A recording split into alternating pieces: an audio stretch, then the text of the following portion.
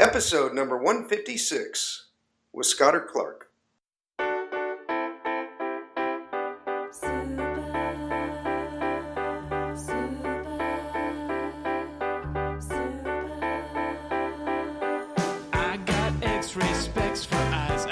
Welcome to the Heads Up Poker podcast. This is Steve Barton.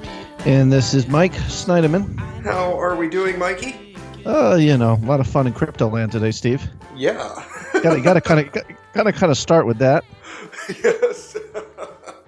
I'm trying to decide, Steve, if I'm actually going to go out and find a gun to rob the bank, or am I going to do the old pointy finger under the shirt routine? I think the pointy finger under the shirt is probably your best bet. And I can say it's a joke, but I think it's actually the same crime. But anyways, maybe people are bored of this discussion, but it is occupying a great deal of my mind these days, Steve, as it is you, I'm sure. Yeah. I'm just watching. I am so glad I pulled out that money, and everything right now is just a free roll. I did double down a little bit today, though. I bought some more of the stock of the cryptocurrencies, but it was down so low. I'm like, man, it's so cheap. It's got to go back up, right? What is this exactly? This is like stock. This is a stock now. This is not a actual stock, crypto? yeah, that you buy, through Fidelity or Vanguard or one of the other exchanges. It's called MGTI. And when I got it, it was at 468, and now it's at 2. I got half of the shares. I got over 100 shares at 221, I think. So my average cost, if you add up those two and what I paid for them, is $385 a share. It's been up as high as when Bitcoin was at its height. It was at like $750, I think, something like that. It's probably a decent investment. I think so. It's just longer term than I'd hoped. I don't know. I mean, everybody's saying this will be good long term, but just to get back where we were, that might take a while. I mean, if the drop hasn't ended, it's still we might not have hit a bottom. I don't know. Bitcoin down. I think today was 8,300 was its low point. Yep. And I mean, if it gets down to under, you'll find this funny. The guy I'm always talking about, Data Dash. I listened to him last night, and he's talking about, well, I think we've hit the bottom here. He's like, I think 8,800 is the lowest it'll go. If it goes below that, then we've got to be concerned we're heading for a real bear market. So I listened to that last night. I swear to God, I wake up this morning, it's 87.99. That's great. I'm not even joking, Steve. It just $1. That's all it took. It's like watching the clock tick right to the right at the end of the movie where the bomb's going off. I'm like, okay. But Bitcoin, some of these altcoins, I mean, just getting murdered. Yeah. I mean, Substratum, which I have a lot of, was $1.95 like a week ago, and its height was $3.64. Mm-hmm. So I've had a couple of these that I don't know how long it'll take to bounce back, if ever. I don't even know. But, I think it's just a hold. There's nothing we can do but just hold. Well, I don't know. Maybe all altcoins should be sold even after the big hit, and just back to Bitcoin and Ethereum. But I'm going to hold them all. I can't. I sold a few of them just to move it to Bitcoin, kind of expecting the Bitcoin hopefully to surge a little bit. But, I put in those sell orders like you were talking about, those auto ones. So I put everything in there at, if it doubles, then I sell half of it. Then I'm free rolling. Okay. That's already happened with a couple of them, which was kind of cool. I caught Fun at the right time, and I caught Tron at the right time. That was cool. I mean, they're going from 5 cents up to like 10 and 11, but still, you're doubling your money. It doesn't matter what the value of each coin is. I mean, I was saying a month ago, not that I predicted anything like this, but I was saying, well, this, obviously has to end. And, I wasn't saying it was going to crash. I just said, well, it's going to return to a rational economic model, by which I thought like it would drop a little bit and then it'd be growing at, say, 5 to 10% a year or something. You know what I mean? Like more like a real. But, I got my taxes done today, and I asked my tax guy who's been doing my taxes for 15 years about Bitcoin. I was a little afraid he was going to say, okay, you make money in Bitcoin, how much, and all that, but he didn't say any of that. He's like, I would stop investing in that. And I'm like, really? And he said, yeah. He's like, I'm getting 70 and 80-year-old ladies that have no concept of this asking me about it and how to invest in it. And he said, I've been doing this a long time, and when I see things like that, like the general public that has no knowledge of this just wanting to jump in even though they don't understand how it works, that's usually when things fall apart. And I thought, I'm glad I pulled out what I did, and then now this is just, like I said, it's just free rolling. But I don't think I'm going to invest any more, but I don't think I'm going to take any more off the table either. I don't think it's going to be Bitcoin. I don't think Bitcoin's going to work out because, like I said, they can only do 7 transactions a second. That's not sustainable. No one wants to pay for something and then wait an hour and a half for the damn thing to clear. No one wants to do that. And it's only going to get worse as more people get it. So Bitcoin's going to die, I believe. I just don't know if the general public's going to find out about that this year or the next or 6 months from now or what. I don't know. But okay. It's got to be another coin. It has to be. Maybe one that's not even invented yet. But, yeah, I don't know, but maybe Bitcoin. I think I noticed today, every single thing was just tanking in price. I think I saw Bitcoin Diamond and Bitcoin Gold go up a little bit today. So maybe those are the spin-offs that are a little superior in terms of the technology. I don't know. I know Bitcoin Cash is. Like I was talking about last week, when I put it on Bovada, it was or Ignition. It was quick, very quick. Yeah. Well, if I have to take it all off soon, I don't know. I haven't really decided on I think I can't let it go below 6K, which is I mean, it'd really be horrible for me to take it off now.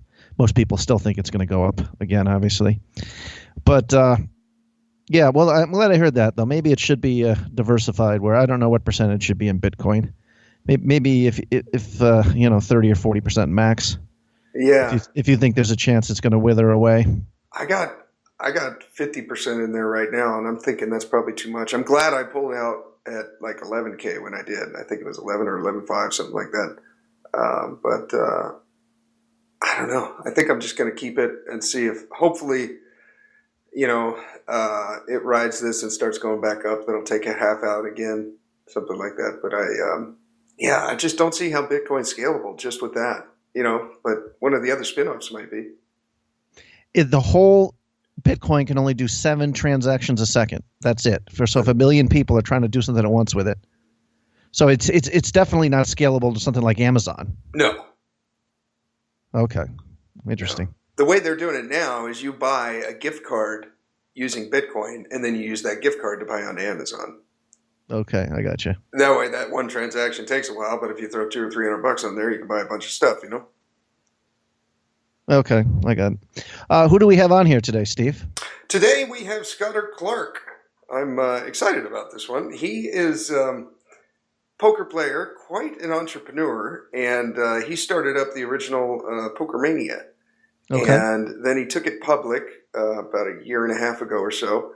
And then recently we know that one got shut down by the IRS. So he moved over to another site, and he's just, every time I talk to the guy, he's like, "Oh, I'm in a tournament right now. Let me call you on break." I mean, he just loves cards. He loves poker. I remember calling him one time, and I hear the ding in the background of some poker site while he's playing online. This guy just loves cards. Right. And he's had some success live, and yeah, I'm excited to talk to him. Okay, Stevie, I'll let you take the charge in this interview. And anytime the word entrepreneur is used, I don't even know what that word means. For you, I know it's a calling. So yeah. Yes. But I'm excited. Oh, you know what? Guess who I met yesterday? Poker player? Yes. Where was this? This was at the bike. At the bike. What were you doing at the bike? Just going down there to play some... Actually, I went down there to meet this poker player. Oh, was it Phil? Was it Helmet? Yes, it was. Oh, you guys recorded the podcast face-to-face? Is that what happened? Or No, he was down there. I saw some tweet or something saying that he was going to be at the bike and he was going to be giving out his new book, which I want to have him on the show to talk about. And I thought, oh, this is perfect. I'll go down and meet him. And it said something about he would be there at 1 o'clock and the first 100 people would get one of his books. And I'm like, perfect. So I show up at, I think, noon or 12:15 or something, and go around looking around for him. Don't see him. I guess he was playing at the Live at the Bike, and so I see him, and I go up, and anyways, I gave him a hat, and then I was like, "Oh, I'm here for your book," hoping that 100 people hadn't already found him. And he's like, "Oh yeah, that's not until 6 o'clock," and I'm like, "Oh," and then he points to some table with like a thing, and I'm all, "How did I not see this?" Right? And I was like, "Oh, okay, well, I was thinking maybe I'd be able to watch him play at Live at the Bike. I should have asked you. I was picturing something like at the WSOP where you can just rail everyone, but it's in that little tiny room. There's nowhere to stand, and it'd just be awkward. So I went and played a tournament, bageled that, and then had something to eat, and played a bunch of cash, and then they finished around I think 6:30 or something like that, and then I got one of his books. So it was it was cool. Nice. It was cool. It was. Did he put the hat on? Did you get a picture of him with the HUP hat on, or no? I did. Well, I got a picture of him holding the hat. He didn't have it on, but it was. Oh, that's pretty sweet. Yeah, it was pretty cool. Pretty cool. So I'm a little bit ways into that book. It's just a short read, but I feel like it just kind of casts aside all the bullshit and just gets right down to exactly what to do. And it's it's kind of like a self-help, like reach your goals book. Okay. By my hero. So it's pretty cool. Pretty cool. Your other hero, Steve. That's right. You're first, Mike. Oh, okay. Thank you. Yeah. That's pretty impressive, Steve. I got to say, that's cool. Yeah, it was cool. It was pretty. Was he holding the hat, like extending his arm away, like you dropped the stink bomb in his hand, or was he? Like it was cancer? No, he had it in front of him. Oh, okay. Well, that's good. He's just a really cool guy, I mean, he sat there, and I watched him just take pictures with every single person that came up.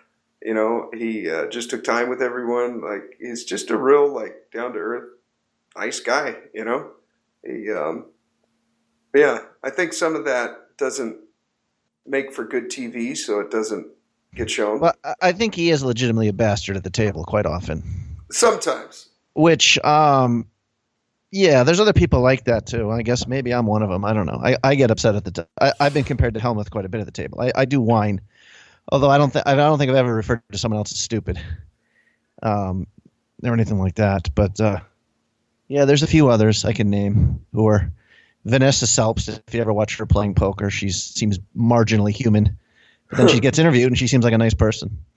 So maybe that's unfair to Helmuth. But I've talked to people who played with Helmuth. It's not just when he's on TV that he does that for the purpose of theatrics. He's always the same at the table.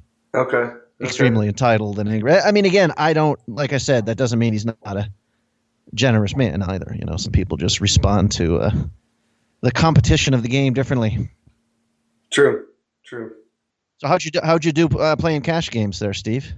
I played for about 2 hours, and I think I lost $80. You playing 2-3, or what'd you play? I played 2-3. Yeah. Okay. It was, the poker down in LA is, I only play down there probably 2 or 3 times a year, and each time I should know, but I'm kind of surprised each time. There's a lot of regulars there who are bad, but they're real snippy at the table. Like. They're more likely to kind of like lash out at the dealer and stuff and other players than anywhere else I played. Even Vegas. I mean, Vegas is like people are just there, tourists. They're drinking beer and they're just having fun. Every now and then you get a sour apple, but in LA it seems like there's 1 or 2 at every table. Yeah, LA is a world apart from San Diego for sure. Yeah. For that reason too. Yeah, I hear there's so many stories there of just like somebody punching someone else at the table. Okay, you're out till tomorrow. Yes. Take 24 hours. You know what I mean? And just like, nastiness towards the dealers and this or that. And it's just, I don't know. You got all these old blood feuds, like some guy from West Saigon doesn't like the guy from East Saigon. And, all the people from the different parts of the world. Yeah. You know what I mean? Yeah, just a big melting pot, a whole bunch of different languages. You really have to watch the dealers, Call a clock on someone from an Armenian guy. See how happy he is. Right? And, not to be. Just, man. They and the dealers, like, I think they must get their start there and then, like, move on or something because it seems like the dealers in LA, you have to. It'd be nice to have a dealer like we had on the other weekend, that's always keeping track. And anytime there's like 3 all-ins, like you got to be doing the math because they're not going to do it for you. Right. Okay. You gotta make sure you get change every time. If you call 1,200 and you throw out a 1K and a 500 chip, like you have to make sure that you get change because if you don't, it's very likely that you won't. I remember the bike dealers being decent, but you might have just run bad in terms of dealer quality. Maybe I did. I don't know. But it was, it was a little. It made me appreciate good dealers for sure because there was a lot of mental energy there, just like counting stuff all the time. Right. Yeah. Yeah, I don't know. Alex is always telling me when I'm complaining about making money, he's like, just go to LA, man. It's a gold mine up there. And you can see, like, playing 2-5 in, like, the Commerce, maybe, I would say less than 10% of the people there seem to be playing pro-quality poker. Right. In my small sample. Whereas where I play, it's depending on the flow of, the player pool and who's coming and who's playing 5-10 and moving around, it's always at least 25%, and sometimes it's much higher. Yeah. 50% plus. Yeah. Yeah. And if I went in tonight, and I got my son, but if I went in tonight at 11, I'd probably find 3 or 4 real top pros sitting at the table, and it would just be, it'd be smart for me to go to 2-3. So. Yeah. So that's why LA is great, but I hate the drive, and like you said, it's just so much acrimony, comparatively. So yeah, I don't know what brings on that attitude. It maybe it's the casinos; they don't want to kick out the regulars, or maybe it's just living in a big city like that. It just makes it kind of hostile. I don't know, but it just seemed like a lot of people at the table were just frustrated, and they're taking it out on each other. Right. Instead of having fun, You were imagining the place in flames and looking around and trying to figure out if there's one person worth saving. No, it's not that bad, of course, but it was interesting. Anyhow, should we bring Scudder on? If he's available, sure. Okay, we'll take a quick break, and next, Scudder Clark. Tired of playing great poker for 8 hours and then tilting it all away on one hand? Elliot Roe. I will not play a hand of poker unless I listen to that man's voice first. Meditation tapes just before you play. Get in the right mindset so you can focus on poker. Listen to an MP3 before you play. You put it right on your phone, your computer, your tablet. He has MP3s for everything. Live cash, online MTTs, post-game cooldown, the Mindset Booster package, which comes with 5 MP3s. Confidence, motivation, recovery, volume, study booster, the simple volume system. Try it for free. There's no obligation. Listen to his 7-minute tilt buster. It's free from me to you. This is the next step in poker. The Mindset Advantage by Elliot Roe. Use the code HUPOKER, score yourself a discount. All the links are in the show notes. Elliot Roe. Scudder, how you doing? Good. How are you, sir? Good. I'm here with my partner in crime, Mike. Hey, Scudder. How's it going? Monk, good. How are you? Very good. Very good. I'm glad to hear this, gentlemen. So you're out of Iowa, right? That's where you're at right now? You're a couple hours ahead of us? I am not right now, but yes, that's where I reside. It's my home base. Currently, I'm in Illinois at my parents' house. Oh, okay, cool. I was telling Mikey, I said every time I talk to you, I can always hear like online poker beeping in the background, or you don't answer and you text me back right away and you're like, hey, I'm in a tournament. Let me get back to you in 45 minutes. And I'm like, this guy just plays so much poker. I do play a lot of poker. There's no question about that. Whether that's a good thing or not, I don't know. But I've been known to play 15 hours of poker a day for 2 or 3 months on end. So, wow.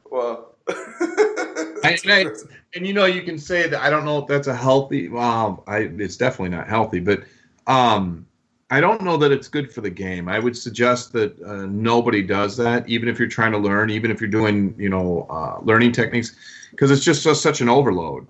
and you really can't pick up some of the mistakes that you make because you're just making them too quick and you're doing too many and you can't go back and refine it like you should.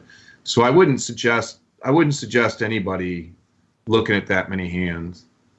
I don't think that's the proper way to learn, to be learned. What you started playing poker when you were just a kid, right? You were a teenager. Yes. Your brother took all your Halloween candy in a poker game.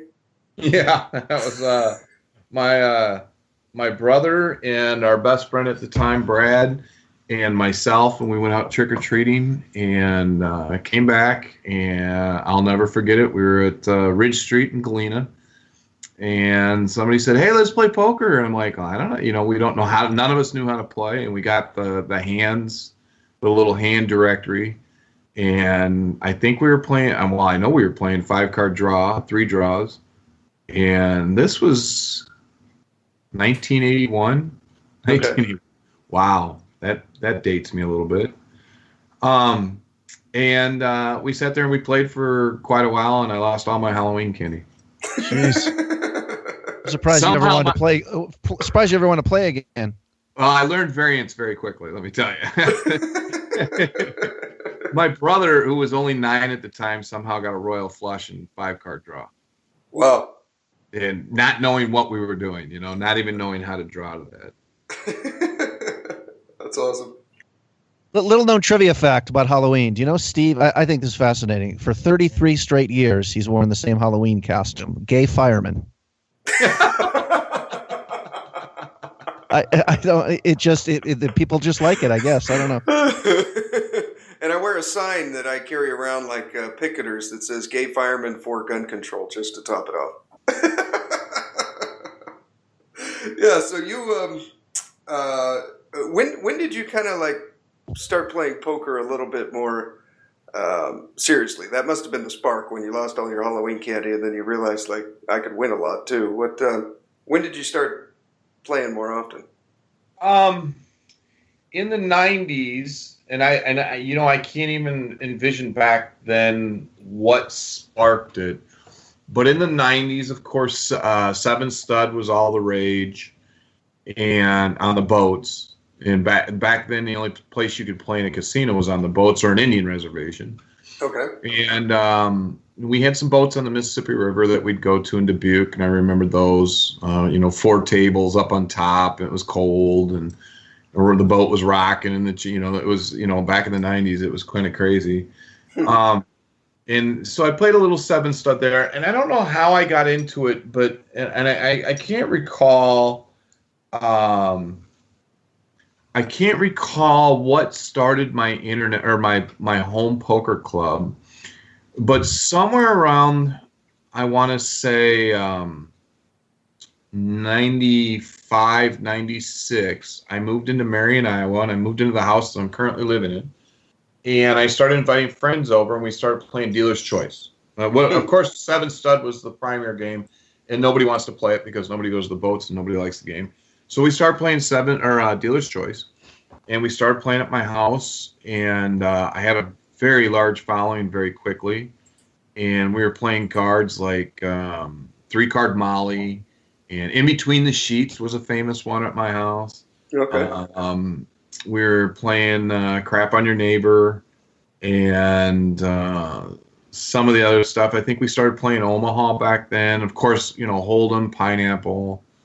And we started playing, 4, 5, 6 times a week. Oh, and wow. We're playing at my house. And at the time, I owned a gentleman's club. So to pick up players, I had... I'm sorry, Mike just like completely checked out, and he only wants to hear about that, but we'll get to it. Yeah, true. No. What is? I didn't even know. I didn't know. I thought Iowa was like a fictional place for Field of Dreams that Hollywood made up. Apparently, this is. This is like the Vegas of the Midwest, though, isn't it? There's strip clubs, there's poker. Well, let's not get it. It's a little bit glamorous, but our strip clubs, it's 2 sisters. One only has 3 teeth. We don't have the glamorous. That sounds exactly like what Mike is looking for. And you know, if you know the stories about Brett Favre, he used to go to a strip club in Little Chute, Wisconsin, and they used to throw quarters at the strippers up there back in 93, 94. and that's a very true story. Him and Bag of Donuts, and which was Winners, and of course Chimera, and I forget the other two that were up there. I used to be a bartender up there, and used to see him coming up. And we just don't have the quality of female entertainers that you guys have in the bigger cities, the right metropolitan areas. So these girls are, you know, single mothers of 4 or 5 and abusive whatevers, but we had I actually I don't know how much to divulge this, but in the 90s, 92, I was a male dancer, and and I was in the Chippendales and did a bunch of different reviews. And from that, it was kind of interesting, I guess. But from that, obviously, you know, it bled over. I knew a lot of females, and at one point, I started dating a female dancer, which was probably a big mistake. And of course, learned all the other ones. Well, when I started, I was doing private parties, bachelorette parties, and birthday parties, and baby showers, and I devised it. I enveloped it into a business, and pretty soon I had 2 and 3 and 4 different dancers working for me. It was just male dancers, and then we used to get all these calls for all these female. You know, they wanted females jumping out of a cake, and guys wanting this and that. And I never ever offered it. Never wanted to get involved in it. Finally, I started dating a female dancer, and she's like, "Well, I can make money at this," and so I started running female dancers on top of it. And before you know it, I gave money to a friend of mine, and he started an entertainment company or a gentleman's club in the middle of a cornfield. It's a true story, Marion, Iowa, middle of a cornfield. And wow. He had it for about 5 years. I mean, it went for quite a while. So we had, you know, I had this long list of entertainers. And what we would do is every time that we had a game at my house, we would call one of the girls up and say, "Hey, do you want to work the club or you want to work my house?" And they would come over and they'd serve drinks and do the massage, not the happy ending massage, but the regular massage. It might be awkward at the poker table. Well, no, believe me, not with these guys. Not clientele we had at the game back then. But I mean, you know, obviously, and of course, we bought food. You know, I had food catered in at the time, and we went out and bought any drinks you want. You tell us what you want, we would have it there for you. And how'd you make money? Did you charge a rake just like a casino and charge extra for the drinks and stuff, or? Yeah, there was a rake involved. Okay. All right. What do you have to rake each hand to make that profitable? Because you're talking some pretty good money here with a hot chick and some food. What do you like, $10 a hand? No, $3 a hand was all I did. Oh, really? Wow. And it was very profitable. And I don't know how much more or how much I can get into details, but at one point we bought a slot machine because it was obvious that the girls were walking out with $400 to $600 every game. Yeah. And in the tips. So it just behooved me to think that, well, you know, how do we get back at this? So I ended up buying a triple diamond slot machine, the actual arm pull. I went up to a casino in Wisconsin and got it, and brought it home. And of course, the girls would sit there and play the slot machines while we were playing the cards. Wow. And we had and this was just in the living room of my house. It was a one table thing. It wasn't like a KGB club or anything of that nature. But we started playing on a regular basis. You know, I mean, we were playing 4 or 5 nights a week. We had some celebrities that would come through. Had some Packers that came through my house. That's cool. Yeah, it was. It was a good time, and it you know, in hindsight or in 2020, it's actually what really kind of kicked off my poker notoriety, if you will, my local legend, if you will, and people remember those 90s. They still talk about it to this day. I was with some people at a casino a week ago, and they were like, "Do you remember Scotter's Club? Do you remember this?" We had a good time. Now I can't say that I was very good back then, and I didn't have any. I had no training whatsoever, but those were just the good games, you know. Mm-hmm. Yeah. So, what made you move away from doing this? You just decided you were going to become a full-time pro, and running the game was too much a hassle. Did you become a family man at some point, or? Never a family man.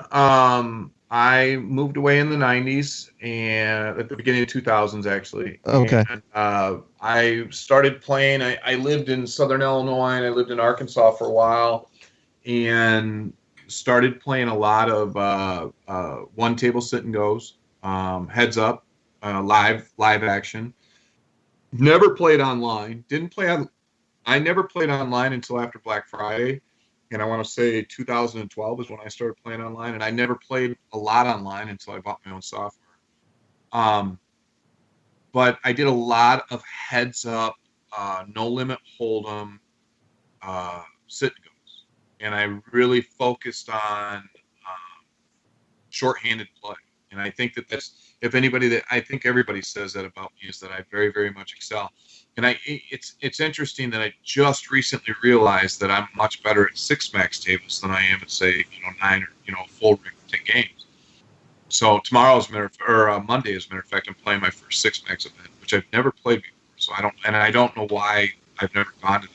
But my coach said, you have all this training, why don't you try 6 max tables? Yeah. Which makes sense, and it definitely, obviously the strength. But I also played a lot of PLO 8 and a lot of hot limit 08 during the 2000s, and that's where I became kind of a specialty on that. I studied the percentages on high-low and not so much PLO. I can say we played some PLO, and obviously I spent a lot of time playing PLO, but more of the high-low. The nut lows and stuff. And I played a great deal of Padoogie. That was a pretty prominent game that I used to play back in those days. And feel a bit of an AC usage.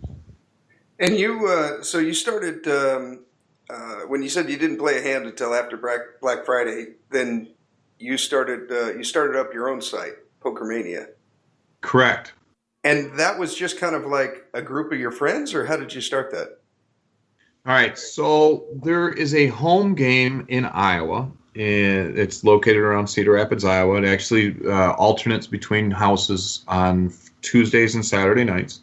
It's Big O, 5-card PLO 8. And we play 5, 5, 10. This Tuesday we were playing 5, 5, 10, 20, 40. Wow. PLO.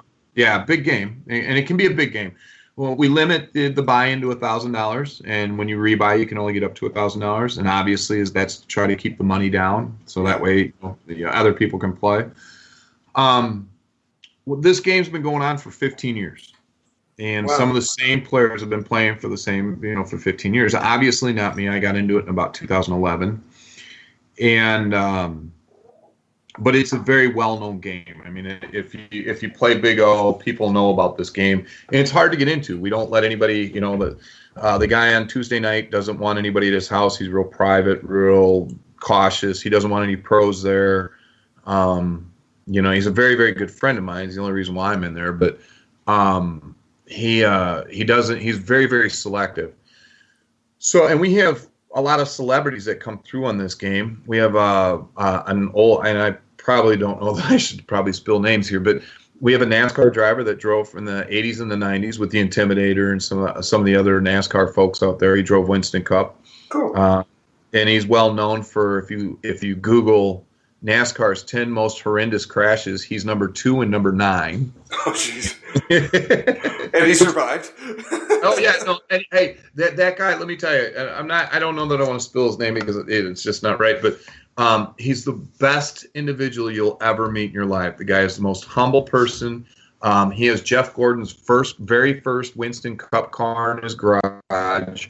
The guy is cool. And the guy is just amazingly a wonderful human being. He's a elderly gentleman now. He still plays cards with Tony Stewart and Gordon once in a while. Kyle Busch plays quite a bit, I guess. Kurt Busch played until some girl or some woman or something. And there's a couple of the other ones now that are coming up, but he plays regularly with those guys. That's cool. So yeah, and it's you hear him tell stories, and he can sit back and tell you stories on NASCAR. It's unbelievable. I'm guessing he's not the most conservative player, being a man who crashes into a wall at 250 miles per hour. He's probably willing to gamble a little bit on a draw. Well, it's interesting that you say that. He's very wealthy. He's probably the wealthiest player we have at our game. Matter of fact, I know hands down he is. And so you would think he would throw his money around, and he really doesn't. He picked. I shouldn't say this, but he picks really bad spots to make bluffs, Okay. and he has he has a lot. You can tell when he's bluffing. Yeah. Right. Okay. And he picks some really bad spots. I mean, he doesn't sell the story or anything. He just feels like this is a spot that he wants to do it. He's not trying to sell a story or there's no tagline as to what he could have in his hand. But he doesn't bluff a lot, maybe probably 3 times a night. And for the most part, he does pretty conservative. He doesn't throw a lot of money out there. He'll leave if he gets down, maybe 1 or 2 buy-ins. Okay. You'd be really surprised. You would think he was a risk taker, and he's actually not. We've got a lot worse risk takers on our game. It's probably the mailman with $20,000 debt who's already said fuck it, who's willing to gamble at that point. No, that's the insurance guy. No, that's the insurance guy, not the mailman. That's the insurance guy. Okay. We've got an insurance guy that does the exact same thing. Yeah, he's he throws it, and we have a fireman that plays. Perfect. Oh, we got a fireman that is just haphazard. I love him to death, and Will, I'm never telling on you, but oh my God, that guy he's pot in every hand. We've got I don't even know what Kevin does. Kevin called me out, and I should tell you guys this: we're going to live stream a heads up match. He called me out to play 5K heads up match, and there's a lot of discussion about. They gave me the odds. They set the money line at -160 for my favor. But this guy is when he gets down, it's funny because when he's up, he's real tight, real nitty. You know exactly what he has. And then when he gets down, it's pot, pot, pot, pot, pot, all pre-flop. He wants to shove $1,000 pre-flop. Wow. And he does it until he gets even. He'll buy in for 500 and pop, pop, pop, pop, pop. But some of these other names in this game, not only is our NASCAR guy, but we've got a 7-time Golden Glove champion that plays. People know him in Iowa. He's very, very legible. We have 2 Olympic gold medalists that play. We have, let me see, I know there's one other one that I'm missing. We have an old-time poker legend that played Slim and if Steve goes for a visit up there, can he park the cars at least? He wants in on this, but he's not. This sounds like a only if he brings the costume. Only okay. Because we could obviously we have a fireman, so it would fit in very, very well. They won't let you actually use the bathroom inside either, Steve. But it's right next to the cornfield. You're going to be fine. Yes. I gotta pee outside. Yeah. There you go. This got me thinking, just in a general sense. I know Steve kind of told me that at times you've been like kind of a full-time pro, but now you're kind of maybe more of a businessman. People kept telling me I don't know how to play any of the mixed games. It sounds like, especially if it's home games you're talking about, that's kind of a must in terms of making a living as a poker pro. Is that what you've discovered since you're someone who can play all the games, or? It depends on the number one rule. It doesn't matter on the game type or game selection. The number one rule, and I hate to say this, is the fish in your competition. And that goes with almost any tournament you go to. It goes with any home game that you go to. There's no reason to go play a home game with 8 guys that have World Series bracelets. That's just dumb. And it's nice that, don't get me wrong. It's great to see Greg and Phil and all the rest of them. And great to sit around and shoot the jaw and have a good time and a lot of laughs. But at the end of the day, that's going to be the hardest game you're ever going to play. And why do it? So, when we do our games on Tuesday, the first, a secret that I have is I make sure that I find out what the lineup is in the morning and find out who we got coming in. And seat selection is extremely important, is the utmost important. You have to be able to sit the loosest guy. You want to sit to his left, either 1 or 2 seats to his left. And that goes with any game. So game selection, as long as you know how to play them, you would just want to find games that are going to be very, very easy, that these guys are not, you're not walking into a game that these guys are knocking down casinos for, $5,000 a week. We've got a casino near us in Iowa that there's grinders down there that sit down there all week long and they grind out $2,000-$3,000 on the 1-2 or the 2-5. Wow. And you know they're you know they can mint diamonds if they really wanted to. They're that tight. But that's not going to be a good game. I mean, it's just not going to be a good game. They know what they're doing. They know what they're playing. The only hands they're going to play, you're going to really have to outplay them, and which is fine. But you're going to have to get lucky in spots too because they're only going to play top hands. You know, they're only playing the top 15%, top 10% based on what their table reads are.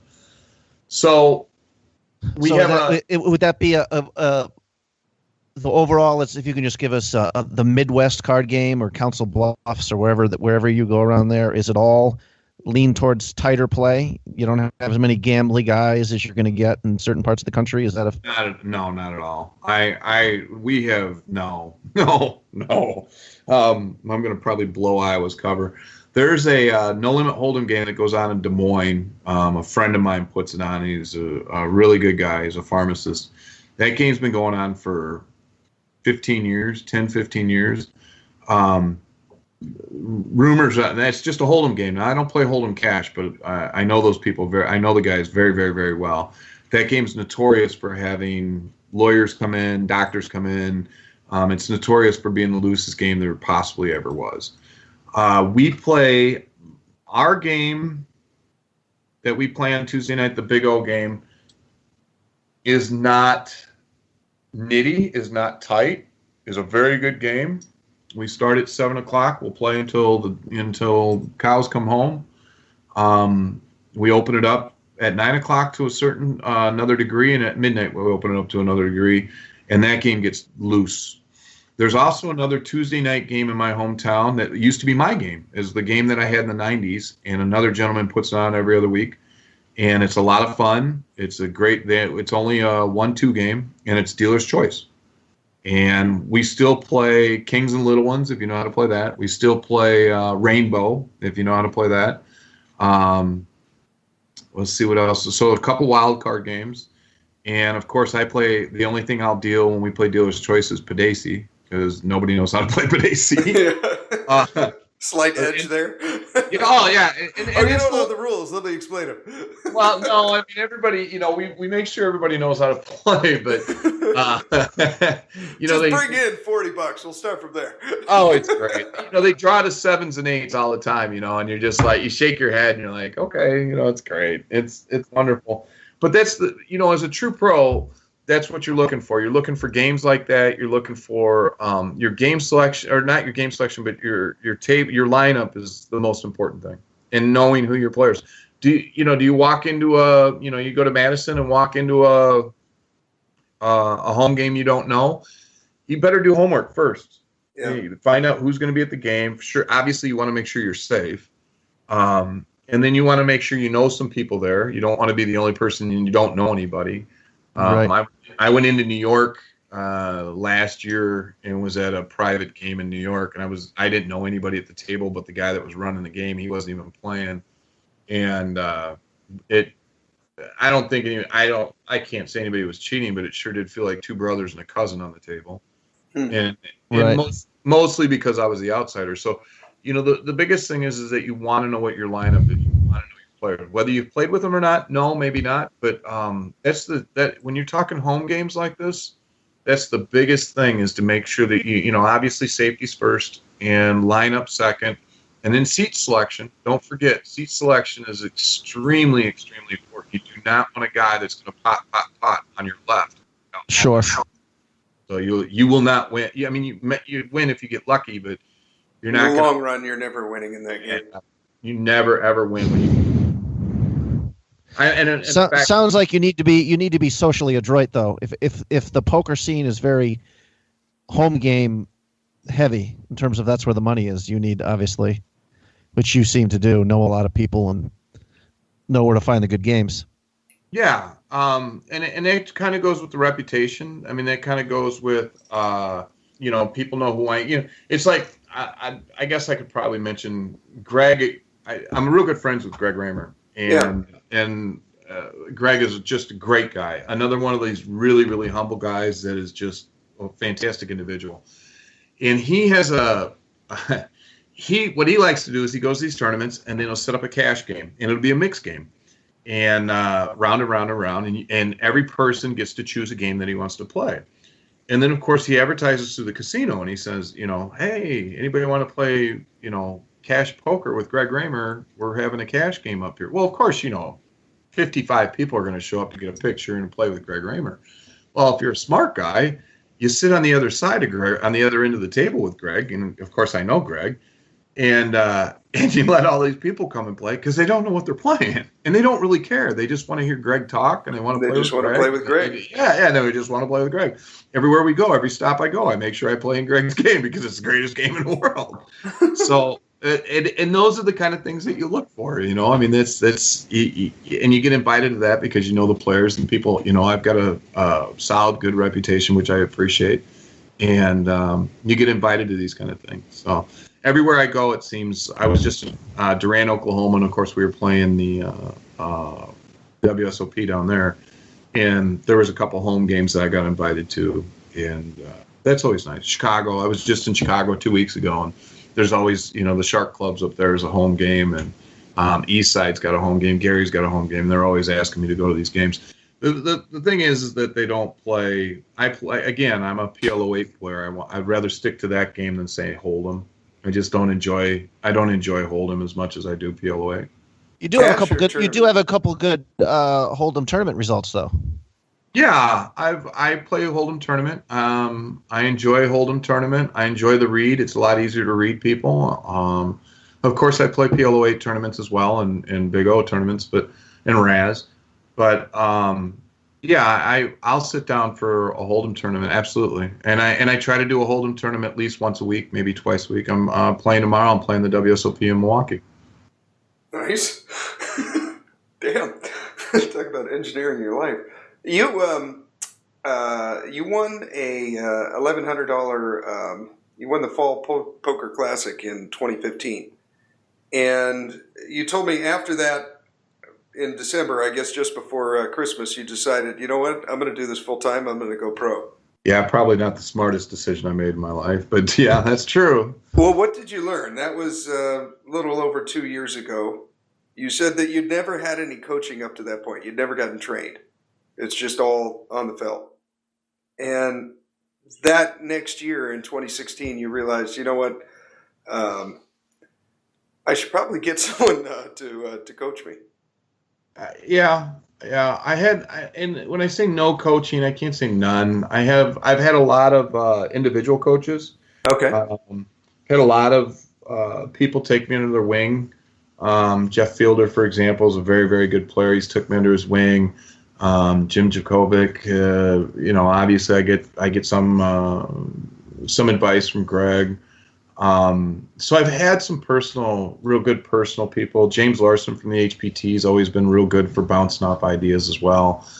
But I had never been to like the boot camps or seen structures or, of course I've read, every book there is in the, that you can pick up, but I had never been fully taught. And I will give a plug here for Eric at the WPT boot camp, and took his class before the World Series in 2016, and the weekend there I spent with him and Nick and Kathy was there, Liebert, and forget who else. He had another pro that was there as well.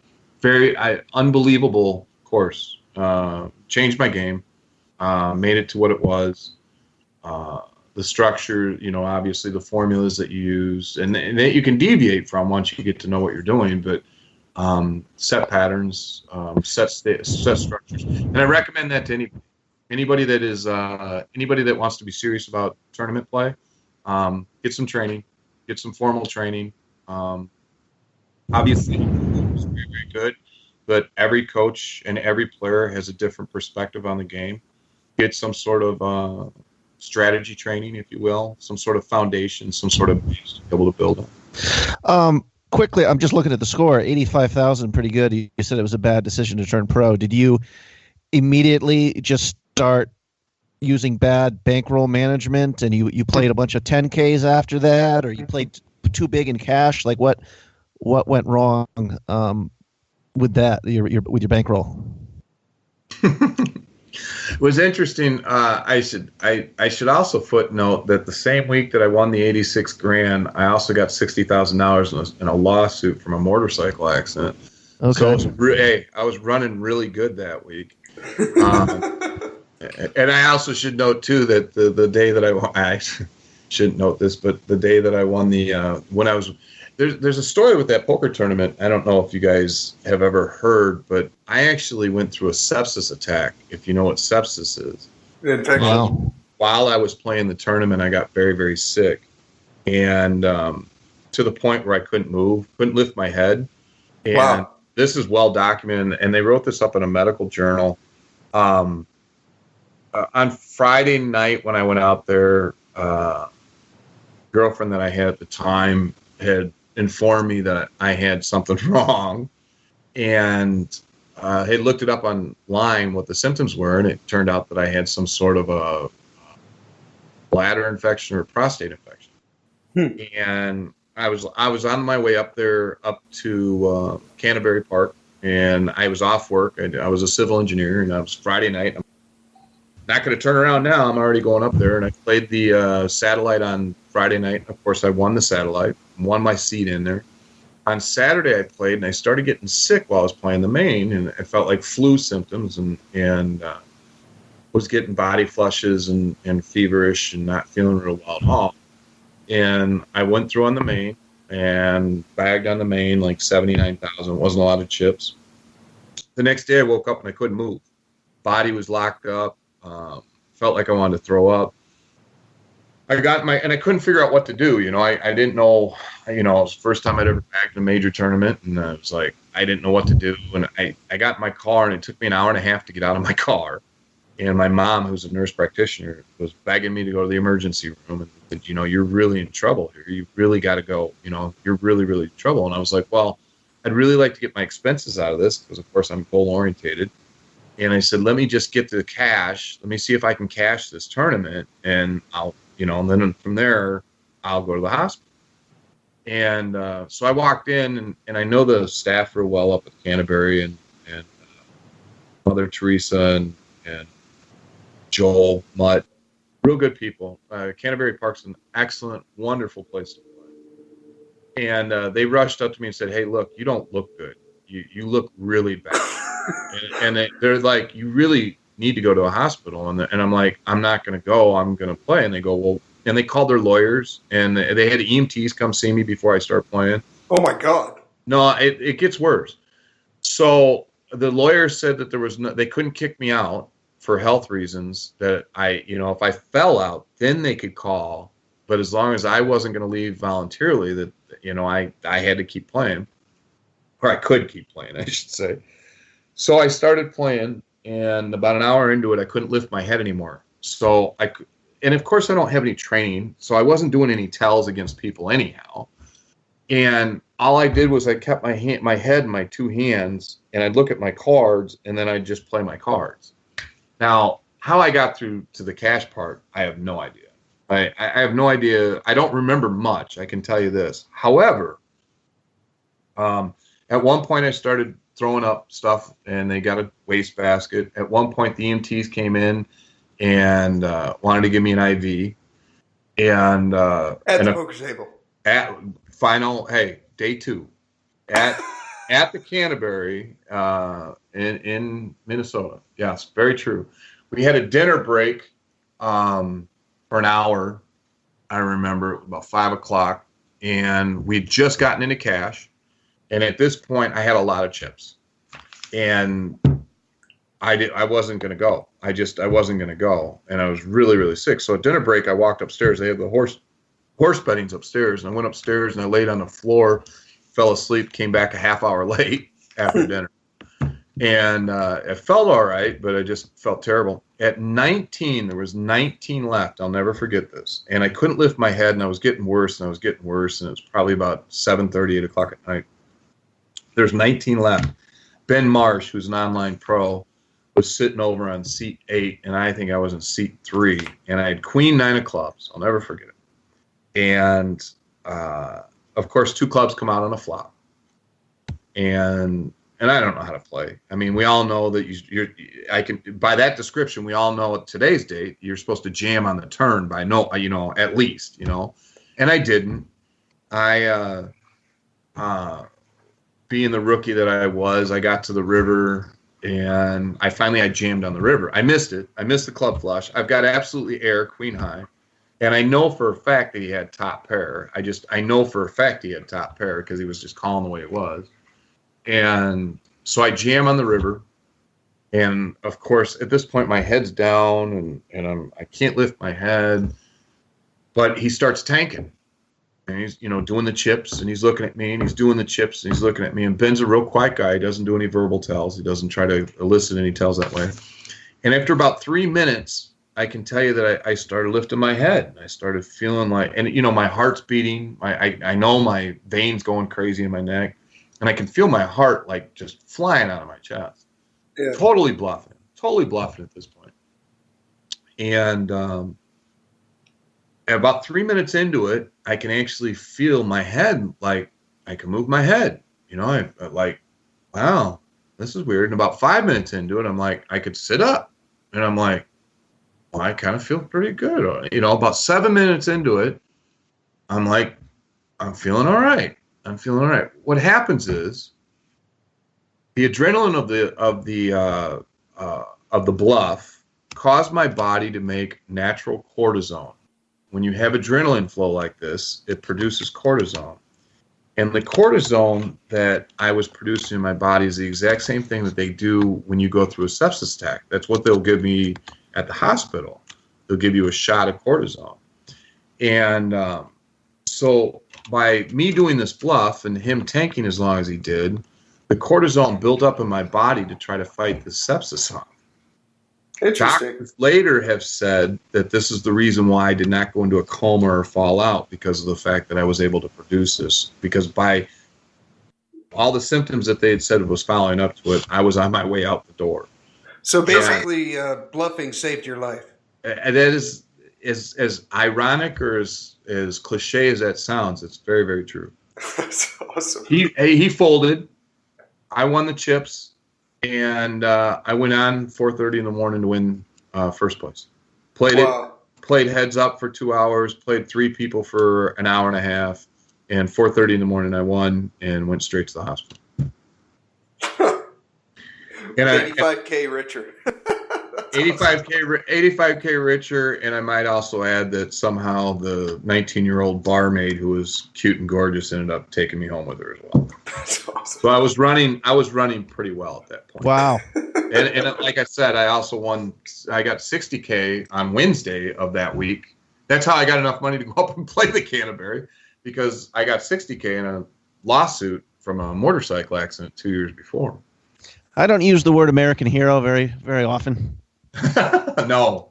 This is a good story though. So what's the lesson, Steve, to all the kids out there listening? Get sepsis and go play poker. Well, it's just never go to a doctor, obviously. Obviously not. No. Even if you're struck bad with a little bad luck in life, leukemia, for example, just start playing Big O, man. Or lupus. Yeah. Just sit down with your entire bankroll and bluff. Yeah. Hey, it worked. Hey, look where I'm at today. All because I bluffed on a queen 9 of clubs. Every time I see Ben, of course, Ben knows, everybody knows who I am at this point. And every time I see Ben, I shake his hand, I thank him, I buy him a drink and say, thank you for saving my life. And I mean it in honesty. I mean, it's not, I don't laugh. But yeah, that was a bad day. That was a pretty bad day for me. Well, you definitely turned a frown upside down with the win. Jesus. Yeah, no, it was great. But so you asked me, what happened with bankroll management. Unfortunately, I thought I was the next Daniel Negreanu, and I thought I was going to take on the world. And, I'm already starting to count all these tournaments I was going to win and cash in and everything else. So I get home, and in December 1st, I start planning this grand tour. And I mean, I'm telling you, I went from I went from the Florida Keys over to California, back to the Florida, over to Vegas. I can't even remember all the places I went. And I was on tour. I didn't go home. I was on tour from December 24th, 2015 until Tama in May and didn't go home. Just kept playing tournaments after tournaments after tournaments. Wow. And did not do well. Huh. So, It doesn't take long to run bad in tournaments, especially if you're playing them full time. Especially live. Absolutely. And not knowing, I'm just not knowing, I remember when I was just not knowing what you were doing, I mean, I look back on it now, and I had chip leads that I should have walked in. You double the first hand you sit down, you double your stack from 20,000 to 40,000.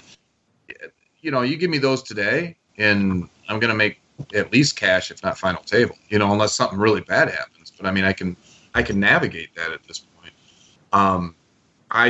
I look back at that. I wish I would have had formal. I wish I would have done more. Today, I wish I was more of an astute student. There's no question about it that if you really want to be good in this sport, and you really want to be good at tournaments, you have to study.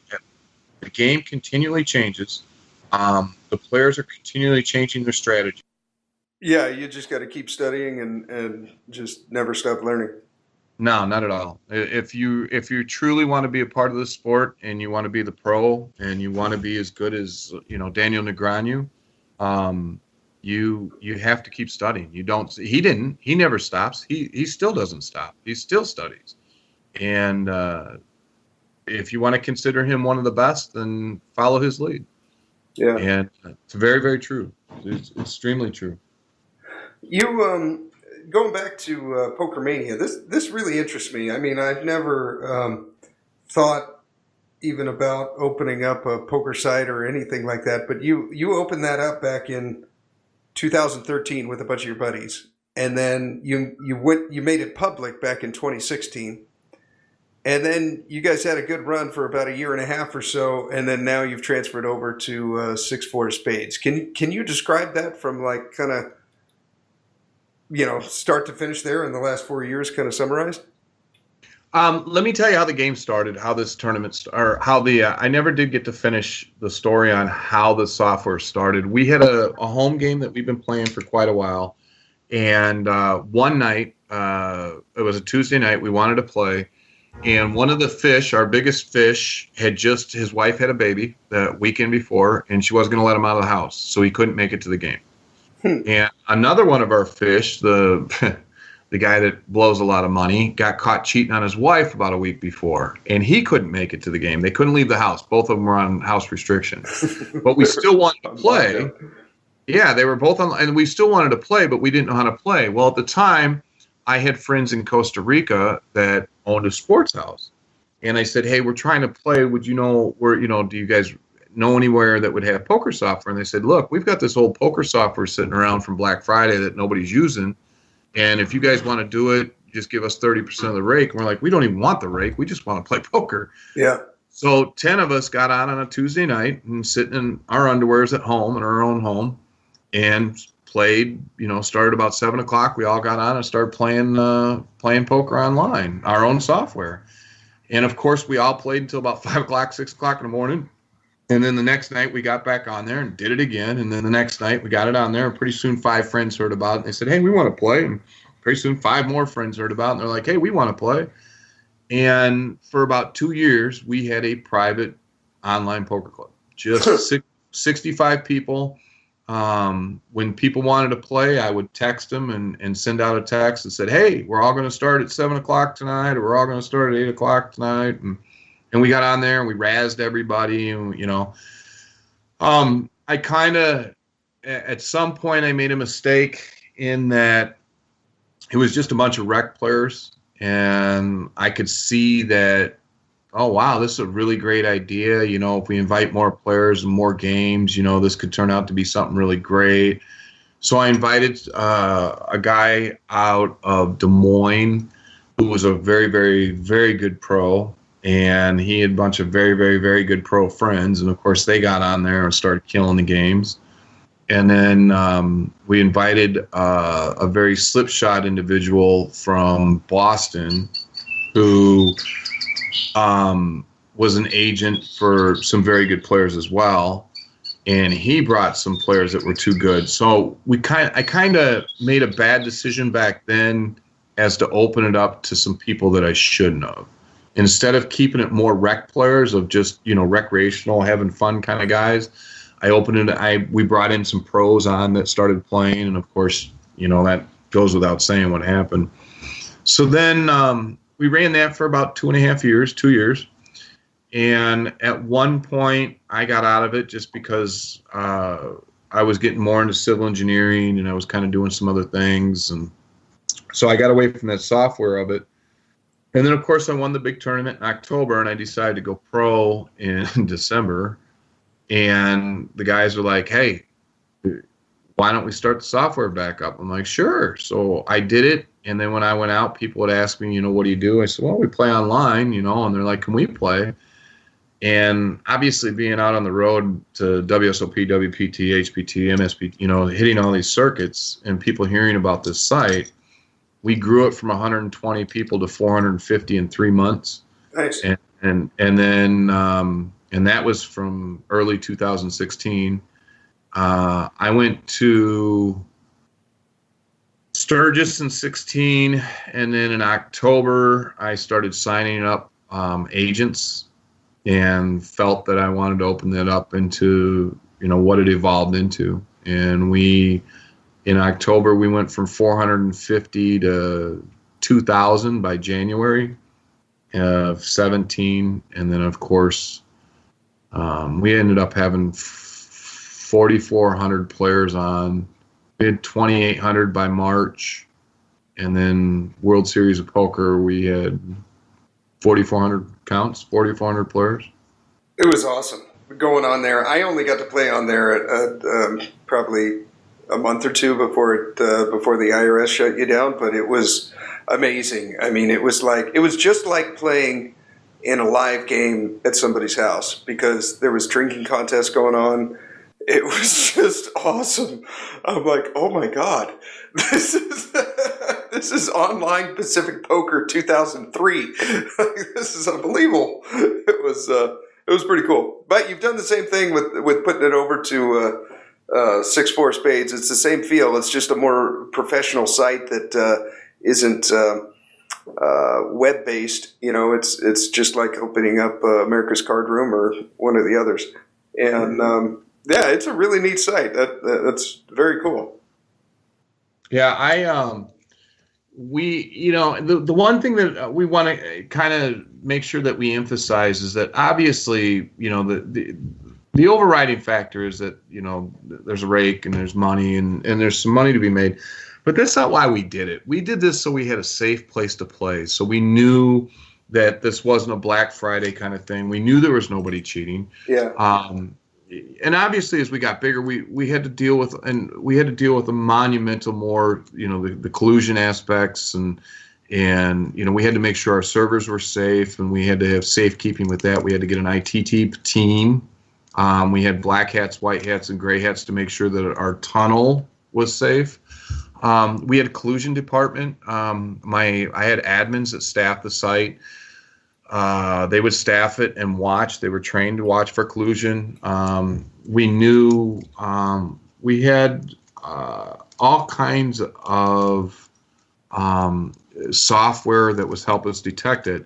But the bottom line was, even though we tried to do it as far as a business and make it as the customer service what it was, we just wanted everybody to have fun. We wanted this to be a small club. We wanted this to be that 10 guys again sitting around having a good time. Yeah. We wanted it to be, hey, everybody knew Norm when he walked in the room kind of thing. Yeah. So we didn't allow profanity. We didn't allow sexist comments. We didn't allow, a lot of people didn't like it. They lost their chats from it. But we didn't want people going off on other people. I played an ACR tournament, just last week. And they had 3 guys in the chat box just going crazy and this, that, and this, that, and this, that. We wouldn't allow that. And we don't want that. We still don't want that. We we want everybody. We want just what you said. That we want a very nice place that you can come play. Yeah, no HUDs allowed, no pros, just fun poker. Yeah, that's what I mean. And that's at the end of the day, that's what the sport's supposed to be, for fun, And sure, we're all trying to make a little bit of money and living off it. Don't get me wrong, but we want to have a good time. We want to laugh. If you know my personnel or persona on the actual live tables, I bring a pair of dice. People roll my dice for gifts, free swag. I have a little car. We make a lot of jokes. If there's no females on the table, there's a lot of jokes. Yes. So it's that's what we want. I want it to be back in my living room again. And that's what I wanted with that club. That's what PokerMania was all about. And the maniacs that we have, we loved. We knew who they were. They knew us. But Admin Dave was world famous, pretty much. We had some really good times. It's missed. There's no question about it that we missed that. But unfortunately, among the regulations that we have to go through with the federal agencies, there's some slipshod people in the world and in our industry, unfortunately. And I got ripped off pretty badly by a guy out of Boston for a lot of money that I trusted and that I entrusted in him. And there's a couple other people that didn't do what they were supposed to do or didn't follow through with their word. And quite honestly, that just really put a bad taste in my mouth for, I don't want to say all humanity, by no means. There's a lot of people, Tammy Joe and Rocco, and there's a lot of people out there that I love to death and glad to have them as maniacs. But I just couldn't keep faith in humanity like I did after getting ripped off like that. It's very difficult to be able to be in that kind of light and know that there are going to be people out there that are going to take advantage of you. Yeah, that sounds like you're describing me after my divorce. Was this before or after the gay parade? This was after. Yeah. Okay. She was well aware. No.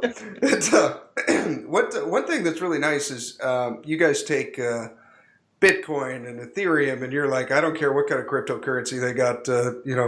We can use it to deposit or take money off. I took your advice about the MGTI stock.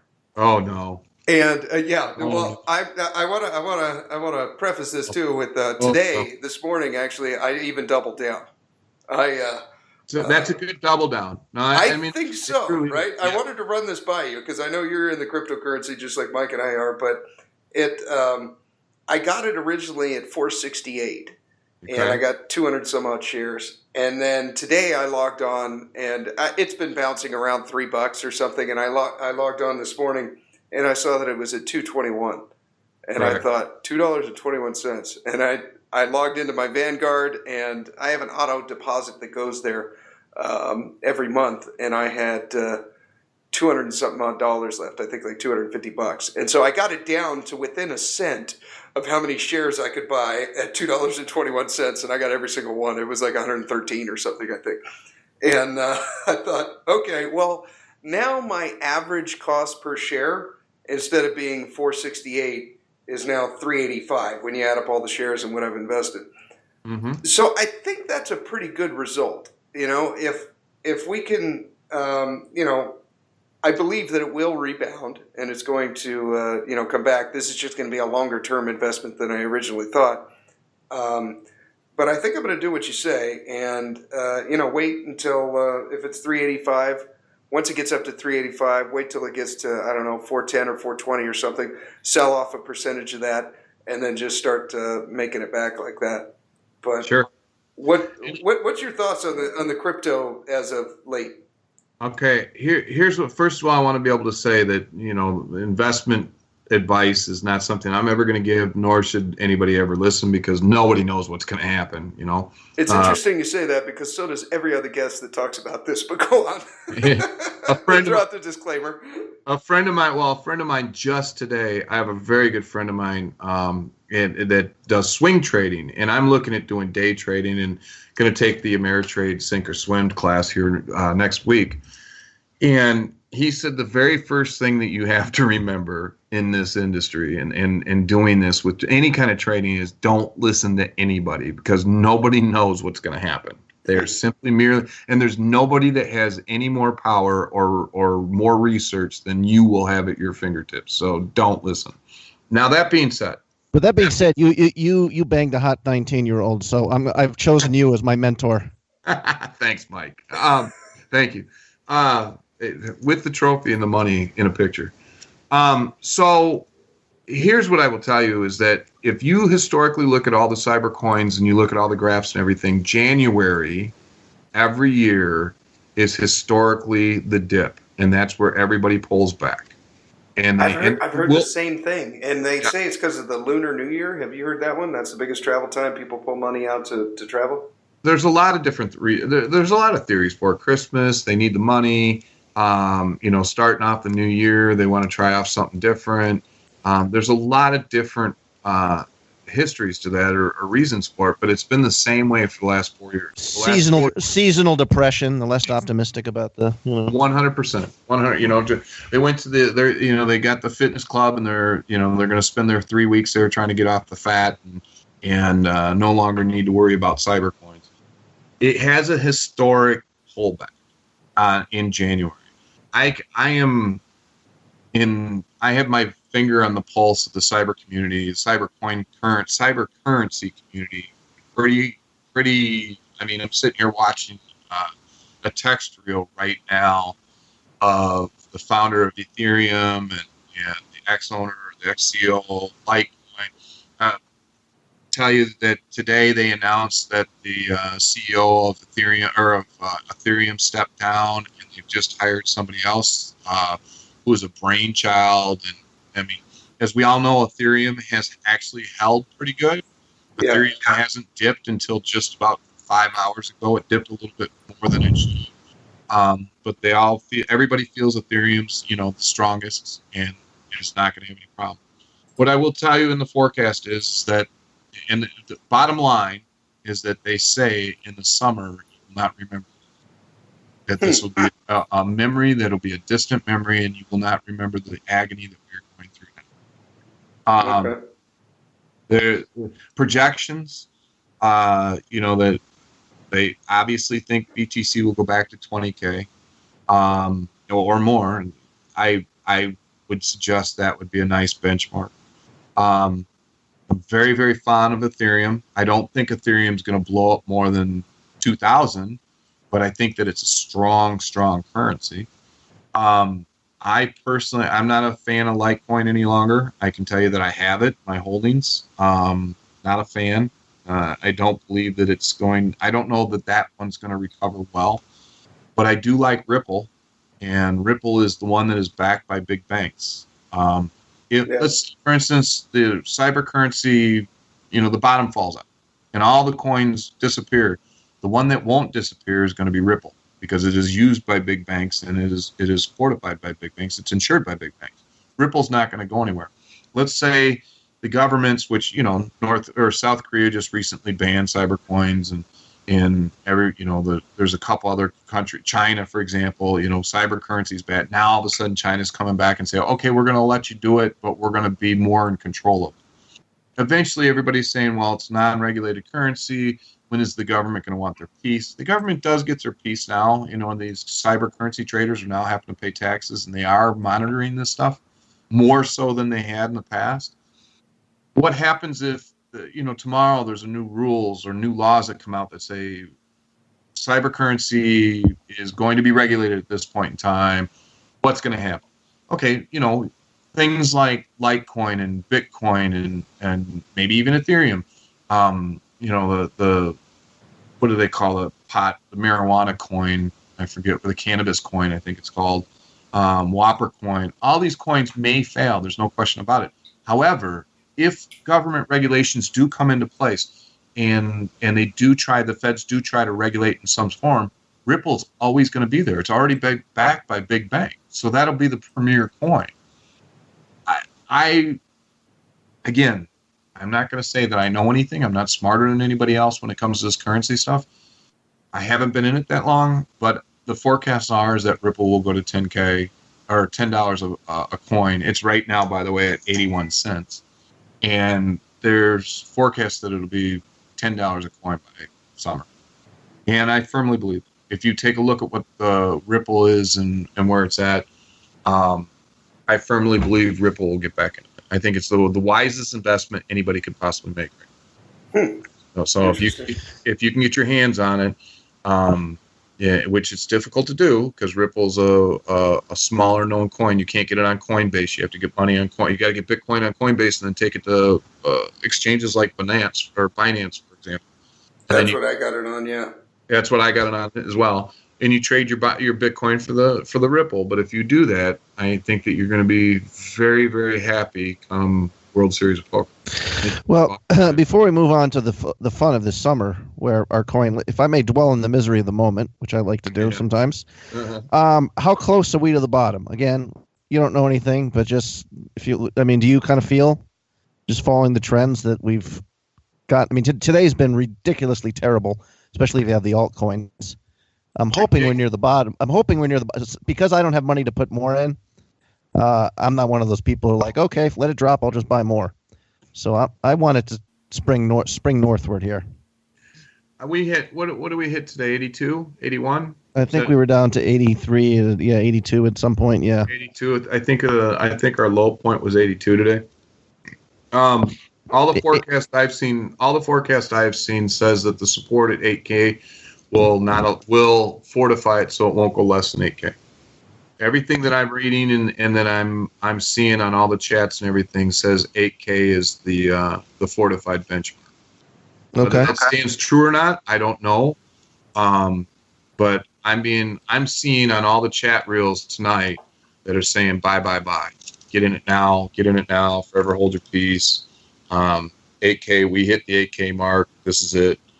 And so I don't know if this is true. I don't have any idea if this is true. I was told 2 weeks ago that February 2nd there was going to be a major announcement that's pro-cyber.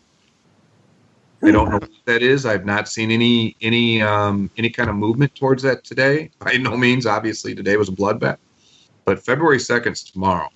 So I've kind of got my eye on. I'm looking at all the news reels currently, and first thing I do when I wake up tomorrow is I'm going to check all my news reels, and I have an assistant that helps me out with my cyber coins, and I have her take a look at that as well. There's something that's supposed to happen. Whether that does or not, I can't say. I don't know. I'm not privy to that information. That came off of Ripple Telegram reels, and it also came off the Aetherium Twitter feeds. So okay, see, we're not in January anymore. Today's February. Sure. So what I would suggest is that within the next 2 weeks, I think we're going to see. I think we're not going to be worried anymore. I think that our concern is going to be. Where do you get your information from when you're studying this? Do you follow the Reddit threads, or do you have specific guys on Twitter whose opinion you value? I try to on the Twitter feeds. I try to catch the COs. I just matter of fact, I just picked up one this week. It's the CEO of Aetherium, and Aetherium obviously made this big, huge announcement today about their change in the CEOs. So if you each of the coins have I don't know that I want to use the term employee base, but they have they have major brains and think tanks that are involved, that are part of these foundations and part of these structures and networks. And many of these people are well known. You can find them if you search Twitter for, say, Ripple, for example. You're going to find the heads of Ripple. If you search for Bitcoin, you'll find the people that made blockchain. and you can kind of watch some of their Twitter feeds. I'm on Telegram, which is a private app, if you will, encrypted app, and there's Telegram reels of any coin that's out there. I'm on a Ripple Telegram reel that has 52,000 people on this reel. Now, and they do monitor it, so there's not a lot of, you would think, well, there's just going to be a lot of spam and a lot of crap on there. They actually block people all the time for that, so they don't. Now, don't get me wrong. There's a great deal of monotonous crap that kind of goes through it. And looking at my text reel right now, I haven't looked at it since I was driving at 7 o'clock, and I've got 1,500 texts that I haven't read yet. But the biggest one that I have friends in the poker world, obviously the poker players. Us poker players are the first ones that started using cryptos. Not the first ones. We all know it came from Silk Road. We all know how this started. But poker players have been using cryptos for 5-6 years. And obviously when Black Friday happened, poker players dived into the crypto world because it was the safest way to do it. And as sites like Mania and several of the other sites got more and more prominent, crypto became the, if you want to call it, the legal way to be able to make deposits and withdrawals. So crypto became very, very popular with these smaller sites. It's interesting because people really kind of, there's a lot of pundits in the world that say these small sites like Mania and several of these private sites, the Maven sites that are out there. There's over 120 Maven sites in America right now. And there's some pundits out there that say that it does not help the community. It doesn't help online poker. It doesn't help establish, what we need to do to be able to get that. It's very much not true. These private sites have dived into the cyber coins. They've made cyber currency what it is. We're not the only ones, obviously. I mean, there's, and Wall Street got involved. That's the reason why we saw 19,200. But we're the ones that started it. I mean, we're the ones that it went from Silk Road and from a bunch of drug dealers to poker players, and used for the proper reasons for what it was for. And that is to use a currency that we can get in and out very, very quickly. You may remember back in 3 years ago, just 2 years ago, the miners didn't hardly charge any fees to be able to ship you Bitcoin. Now, of course, because they're so busy, they can afford to charge more. Yeah. Cybercoin, some things that are very, very popular with it. We've seen some supermarkets in California start taking cybercoins. I can tell you the MSPT Mid-States Poker Tour is now lets you buy in with Bitcoin. You can actually buy in with Bitcoin. That's huge. There's some talk that the WSOP will start allowing people to buy in with Bitcoin and some of the cyber coins. And if you could you imagine what the World Series of Poker would be like in June? Right. Yes, people could take their Bitcoin from PokerStars or anywhere else and be able to, enter the 10,000K Raz tournament. That would be, exceptionally huge. So I guess what I'm trying to say is that I have one of my poker chats, or one of my Telegram chats, is the Poker Crypto Chat is what it's called. And very, very informative. Very good people on there. It's simply the brain children of our industry that have been using cyber coins for the last 4, 5, 6 years. And again, nobody knows what's going to happen. There's no guru or, there's no Odin in the sky with one eye and two ravens that's telling us, what is going to happen next. There's nobody that has the kind of ability to be able to foresee what's going to happen. But as a community, as a poker community, if we all got together and used Cybercoin to be able to go to ACR, to use it for stars, or use it for the Maven sites, the 64 spades, or whatever that is. And when you go to MSPT, start using for Cybercoins, if we still utilize the currency, there's never going to go away. The currency is being used for purposes that it was meant for. It's always going to have a value to it. And the more people that do it, the more the value has in it. It's just common logic. Is cyber currency going to go away? Never. Is it gonna just disappear and hit bottom? No. Where will it go? Interesting to know. It's an interesting question, but I think 8K. Well, in terms of building a portfolio right now, I'm just curious. Steve is actually down on Bitcoin just because he says it's slow. But if you were advising someone, again, not as an expert, but who was going to get a portfolio now, like what percentage do you think should be Bitcoin, Ethereum, altcoin? Would you have a blueprint for that? I'll say that what I would do is I would have Ethereum for long term. I don't think you're going to see much as you don't see the dips in it. I don't think you're going to see the highs with it, but I think it's the stability. I wouldn't put any more than 50% of your portfolio into cybercoins. I don't think that anybody should put all your eggs in one basket. Out of the portfolio of cybercoins that you have, my suggestion would be Ethereum would probably be about 25% because it's never, ever going to go anywhere and it will always make you money. I would definitely,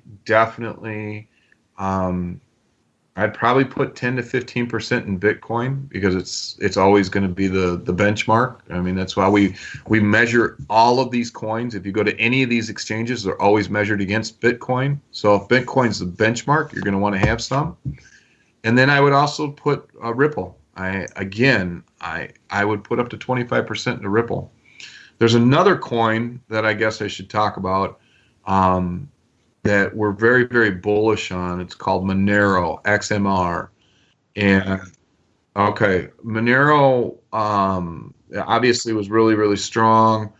It's underrated right now. It's a private coin, but it has a really, really good development team behind it. And there are people not in their development team, but there are investors that honestly believe that within the next 2 or 3 years, this Monero is going to overtake Bitcoin. Okay. So I would definitely put 10, 15% in that. And I think that would be my suggestion. I would stay away from Litecoin. I wouldn't invest anything in Litecoin right now. When the owner of when the creator of Litecoin comes out and says, I'm selling all my coin and I think it's made its mark, I would say it's time to get out of that. Wow. And I hate to say that because I actually have some of my holdings I haven't gotten rid of yet. I'm waiting for it to bounce back. But I'm not a fan of Litecoin any longer. I think I've lost, from what I'm reading, I've lost my faith in it. I would probably put Bitcoin, Ethereum, Ripple, and Monero. There's another one out there that I would probably put 5% to 10% called Tron. I have that too. There are some people that are very high on Tron, and they feel that penny stock is really going to go. I know people that are making fortunes on ICOs, which are initial coin offerings. They find what they call shit coins, and these initial coins coming out, they find out what they're backed by, what their personnel is. And before they come out, which you can do the research and you can find out when they come out, they'll buy these coins for, fractions of a penny. And then these coins go up. And obviously a fraction of a penny goes up by 3 fractions. You made a lot of money. Yeah. And so there are a lot of people right now, these ICOs are really the hot ticket items, if you will. You got to do a lot of research, but then you have to know somebody to get in on them. I mean, you have to know your way around the community to be able to get in on some of these ICOs. But I know a lot of people that are doing. Hence, by the way, the reason why I'm looking more into day trading. When I say that, sure, I want to get more into the old school stocks. I'm not saying that I don't, but I want to get more into leveraging cybercoins. We see Bitcoin, and before yesterday, I should say, we see Bitcoin fluctuates between 10.2 and 11.8 almost daily. So if you can kind of put your finger on the pulse of that, you can easily make 5% on that coin just by day trading Bitcoin, or by getting in and getting out. Well, 5%. Some people say, what's 5%? Why would you make 5%? Well, if you stuck $100,000 in Bitcoin, you were making 5% on $100,000. Tell me why that's not a good profit. Right. Sure. Yeah. So I think that truly I believe that if, as a community, the best thing that we can do is continue to use cybercoins in all its form and for what it's used for. I think that it's a win-win situation for anybody that's in. Yeah. Quickly, because this is a conversation. Hopefully, we're not. I talk about damn crypto all day long at the Tip Poker table. But even when me and my buddies find a coin that we kind of do well in, we're like, geez, it would have been nice to be there at the very beginning and not just early. You know what I mean? Like we used to do your research for these ICOs when they're coming out, all that kind of stuff. Mm-hmm. How do we get to the top of the information pyramid there? You said you got to do your research. Again, is Telegram a good resource for that? Or Telegram is, but there's a lot. I mean, like I said, I've got 1680 right now that I haven't seen. And you have to go through the text. Obviously you got to sit down and have time to go through the text when you're not driving and trying to kill people.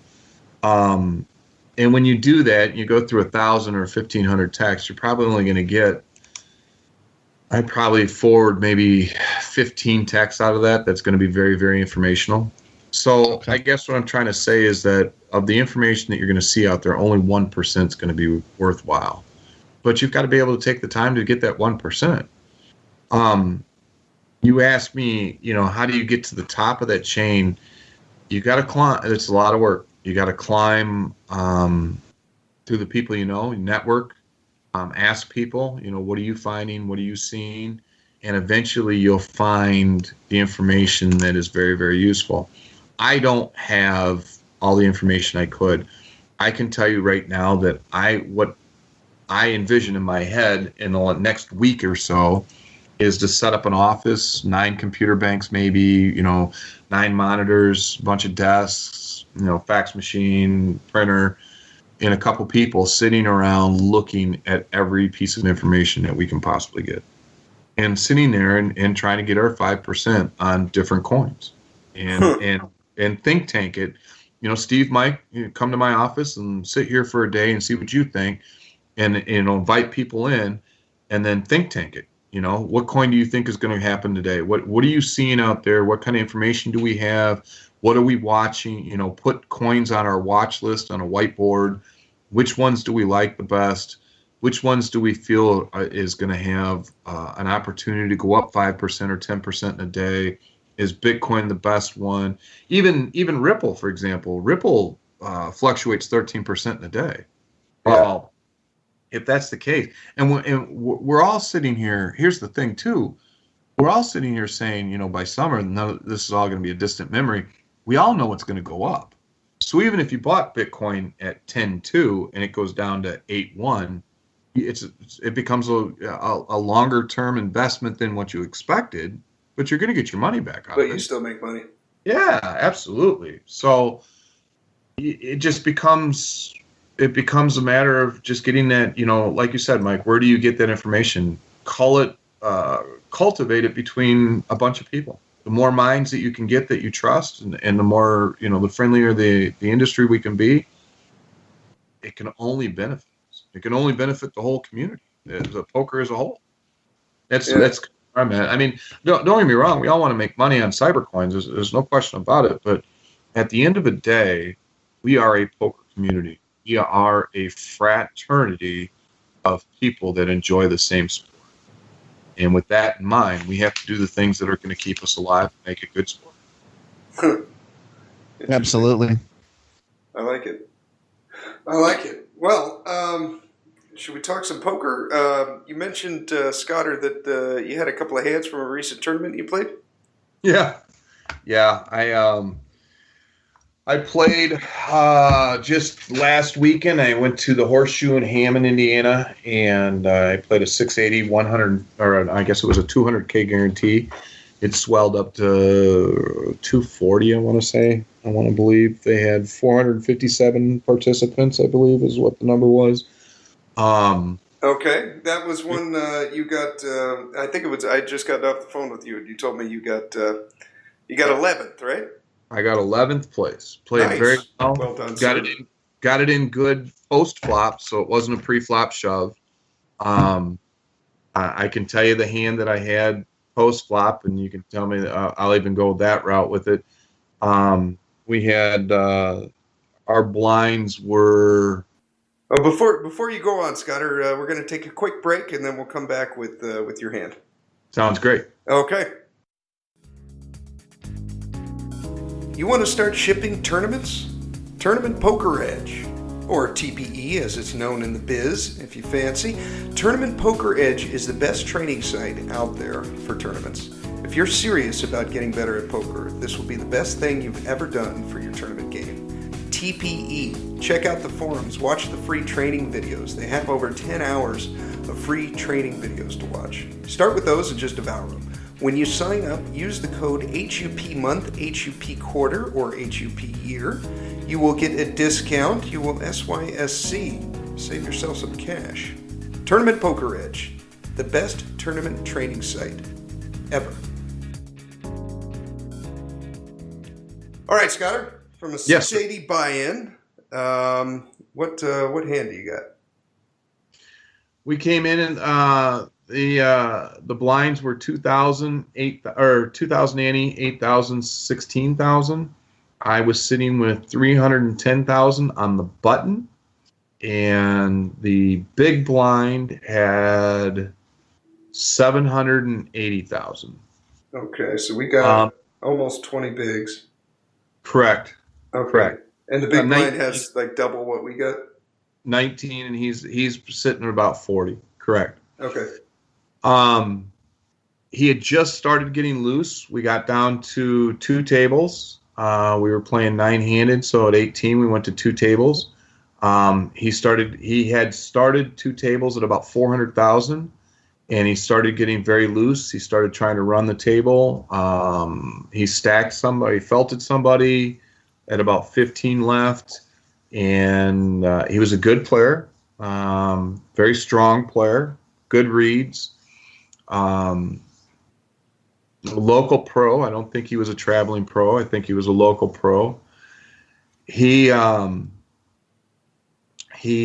was, again, getting loose. He was making a lot of pre-flop bets, openings.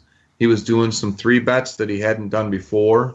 So I knew he was trying to run it at that point. He was trying to chip up. He chose that spot to do it. We had 11 people left. It was a fold to me. I had King 10 off in the button. I felt obviously it's a button play, so I 2x'd it. Actually, I made it 33,000, which is a little bit more than 2x, but I made it 33,000. Okay. Small blind folds, big blind flatted. Now, okay, what do you think of this right off, Mike? 19 big blinds, King 10 off on the button. Are you shoving this, or we can never fold? I like just opening. Yeah, okay, I'm thinking the same. Okay. So you're good. You're good with that. And again, let's try to analyze what he has in his hand. He's doing a lot of 3-bet raises. He's doing a lot of really loose raises. He's doing, he's making some loose opens. So you can pretty much take away ace king, ace queen. You can take away any of the top 15%. I would almost go any of the top 20%. He had no pairs. Any pairs there he raises. Any ace he raises, because it's a button play on my part, so he's going to try to get me off of it. Any pair he raises. Suited connectors that were of paint quality, he's going to raise. So I can eliminate all his hands from his range at that point. Okay. The flop comes King Jack 9 rainbow. King Jack 9 rainbow. Okay. He checks. Remember, I got King 10. I made it 35,000. So it was it wasn't a min bet. Obviously, min bet 16, but 35,000 was 41% of the pot at the time, as I recall.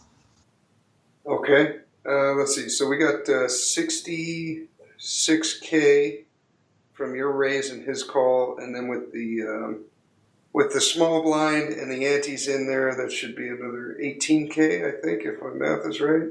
And we got like 84K in the middle. Does that sound accurate? Very close. Okay. Mike, do you like that bet? What C betting here? C betting, but it really isn't an air bet. I mean, we've already taken away. We know he doesn't have any. He doesn't have any pairs. Well, no, I was debating whether to check back here. Would you would check back on the C on the after flop? No, I don't think so. I'm just throwing it out there. We don't have to C bet here. We do have an option, because it is kind of. I mean, it's a rainbow board. It's kind of connected, so he could have a pair, and you could let him draw out to 2 pair. So there is some danger in seeing another card. But on the other hand, I mean, I don't know what kind of. I mean, if you check here, is he betting? What would you say his betting frequency is on the turn? Just getting him to put more chips in with crap. Oh, he's gonna try to. If I check there, no matter what, I would say. Oh, I'm gonna say 75%. He's gonna bet the turn. Well, that is a decent argument for checking back here. Especially, you're not really even worried about an ace coming out, because your theory was he had very few aces in his flatting range. No, but I'm definitely worried about. I would definitely worry about a straight possibility. I mean, what if he's got a 10 and a queen comes out, or what if he's got I would be worried about. It's kind of a wet board. I mean, it's not disconnected by no means, so he could catch one card and actually have a better hand. No, I mean, there's a risk in letting him catch. I'm just, we do have a strong hand here. I mean, I would probably C bet. And let's go with tournament position too. We're at 11, 437 people. Let's not talk about pay jumps, because I don't look at pay jumps, so I really don't care about that. But we're also trying to get into the final table with a lot of chips. We're not trying to post in. We want to win this tournament. There's no happy with whatever. So at this point, you want to take it down. You're not trying to accumulate most chips immediately. With the 11, taking down the five bigs has great value here when you're only 11 players left. Yeah, yes. Great value. We just go from we pick up some really good chips here. So I bet the 35,000. He comes over the top on me for 175,000. What do you do? He check raises? Yep. Well, how often? I mean, I know he's been trying to steal a lot of pots pre-flop. How would you analyze his post-flop play? Has he been stealing so much you haven't even got to see him play a lot of post-flop? He's been loose. He's been loose. Same. Yeah, he's loose with his 3 bets. He's loose with his opens. He'd spent probably an hour and a half making more or playing up to the point where we got to 2 tables. He was very, very tight, very nitty, very tight. And then when we got to 2 tables, he was making his run. The bet sizing is kind of interesting on his part. It's double the size of what the pot was before my 35. Yeah. Yeah, I was thinking it was a really big raise, but maybe I guess it's. Well, the pot's. I don't know. 25 it's hard at that point, or one. What would that be? 120 at that point. He makes it 175. Makes it 175, and I'm going to be honest with you. I immediately felt that he was trying to scare me off. I think he's just got a lot of bluffs in his range. Yeah, and he's got a lot of chips. He was table leader at this point. I should point that out. But he had a lot of chips, and he was trying to use them as he was definitely using them as weapons. Yeah, like I said, because of your stack depth, he really could 3 or 4x, 3.5x it, and he's kind of putting you in a decision for your stack. So the fact that he does make it pretty big makes me a little more inclined to think that he's got like 2 pair and he's worried about you drawn out. You know what I mean? In the only 2 pair, if he's got 2 pair there, and he could have any 2 pair there actually, 9 jack, 9 king, or king jack. He could have any of those 2 pair. I'll agree with that. But if like you said, if he's probably 3 betting king jack suited, 9-10 suited, jack queen suited for sure, maybe jack queen off, all the pairs. So you start taking what you can. We can take out a lot of combos of value hands probably because he would have 3-bet them, right? Is that kind of? Yes. Yeah. So then he's just got too many bluffs, and I think you got to go with it. There's no point in calling here, right? We just need to shove because our stack is getting to the point to where shoving or calling is we're committed no matter what. Well, he can call with worse too. He might call with King X if he's got a worse king.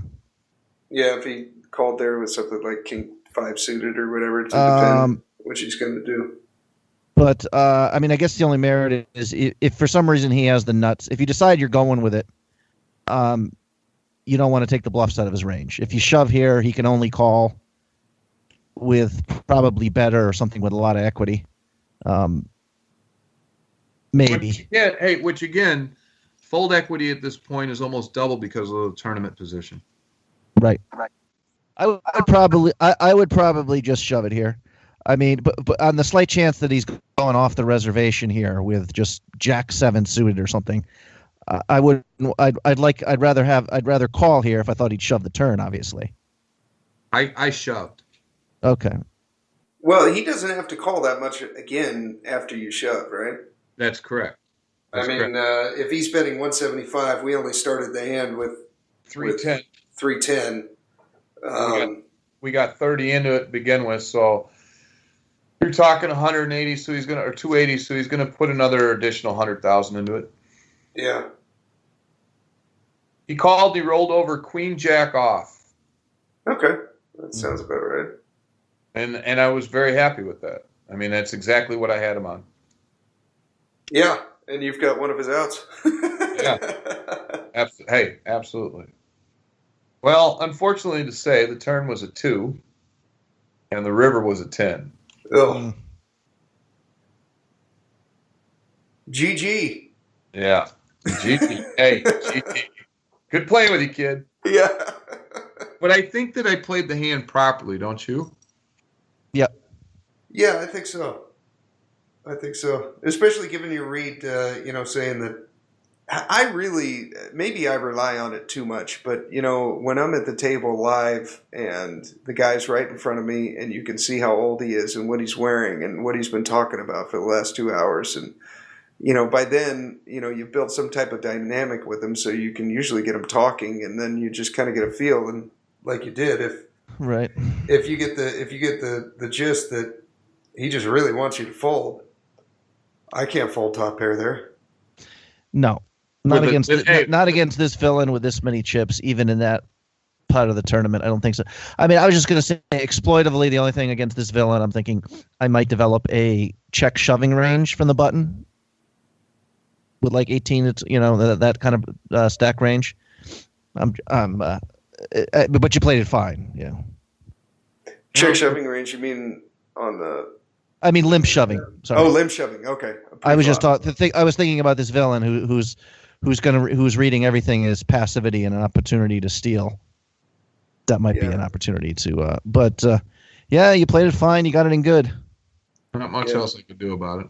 No. I really like the limp shoving one from this spot, Mike, especially when you got like 20 big blinds to maybe like 15 of like hands like king queen. That's like I said, it's a game flow villain decision. Yeah. But that's if there's a guy who's 3-betting a lot, that's what I'll maybe swing that in there. Yeah. Well, that kind of sucks. Yeah. 500 people down to 11, and now you're probably remembering why you don't play a lot of tournaments, or not as much as you did for that 6 months experiment. I was pretty happy. I mean, I played that tournament very, very well. I felt really good about it. I had all my reads were spot on. I made some great hero calls. I made 2 great hero calls that one of them really made me feel that I was really right on. I called the guy's hand out, and I laid down jacks a couple times in spots where I was supposed to. I'll give you. You guys want another hand? And this one's a short one. So you got one more? Yeah, I got one more here. Okay. We were at 17 players, and so the blinds are 1K ante, 5K, 10K, and we're at 17 players. I was in the cutoff, What were the blinds again? 5K, 10K? 5K, 10K with a 1K ante. 1K ante. Okay. A very bad amateur had 300K in open 2, and I had 150K at this point. And he was, like I said, he was an open 2. He was on a card rush. He just had, I don't want to say he's king. He just had a rush of cards. And he Open was 2? What do you mean by that? he was UTG 2. Second to open, yeah. Okay, UTG 2. Okay, all right. So the blinds are, like I said, the blinds are 5K, 10K, and he opens up with 50K. Now, it was unorthodox. He just had ace queen or ace king, and he did a 3x. He had a pair. I want to say jacks or queens or something like that. He opened 3x or 3.2x, I think was that. And then now he opens up with 5x. Just out of the blue, random. I'm in the cutoff, and I got ace queen of diamonds. What's the play? Cut off 5x. I'm.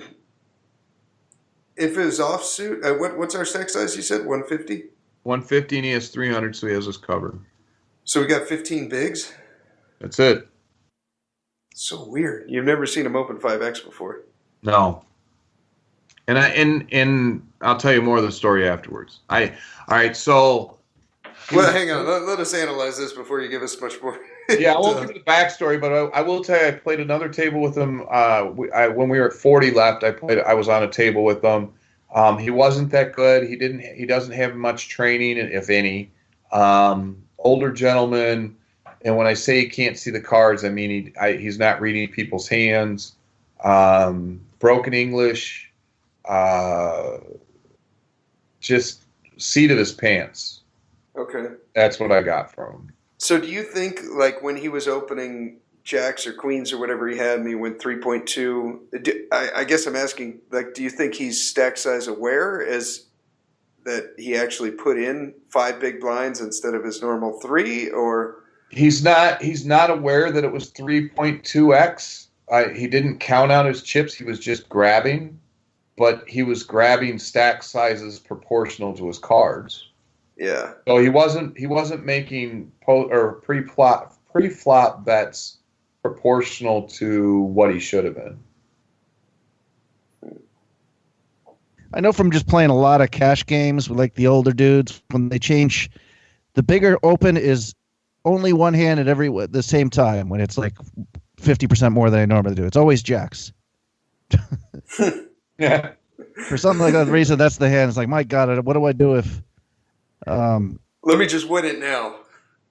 Yeah, no, I don't know if that's what this guy has here, because it's smart if obviously some of these guys are probably cagier than that, and we'll do it with aces, just because you think they're. And again, let's remember, we're not trying to be nitty by no means, but we're definitely trying to win this tournament. We're not trying to get higher pay grades. We're not trying to let's make a final table and limp in. We're trying to win this tournament. So that's the mindset. I was debating calling here because we're suited and it flops better, and it's unlikely that someone's going to come in behind you because you made it bigger sizing.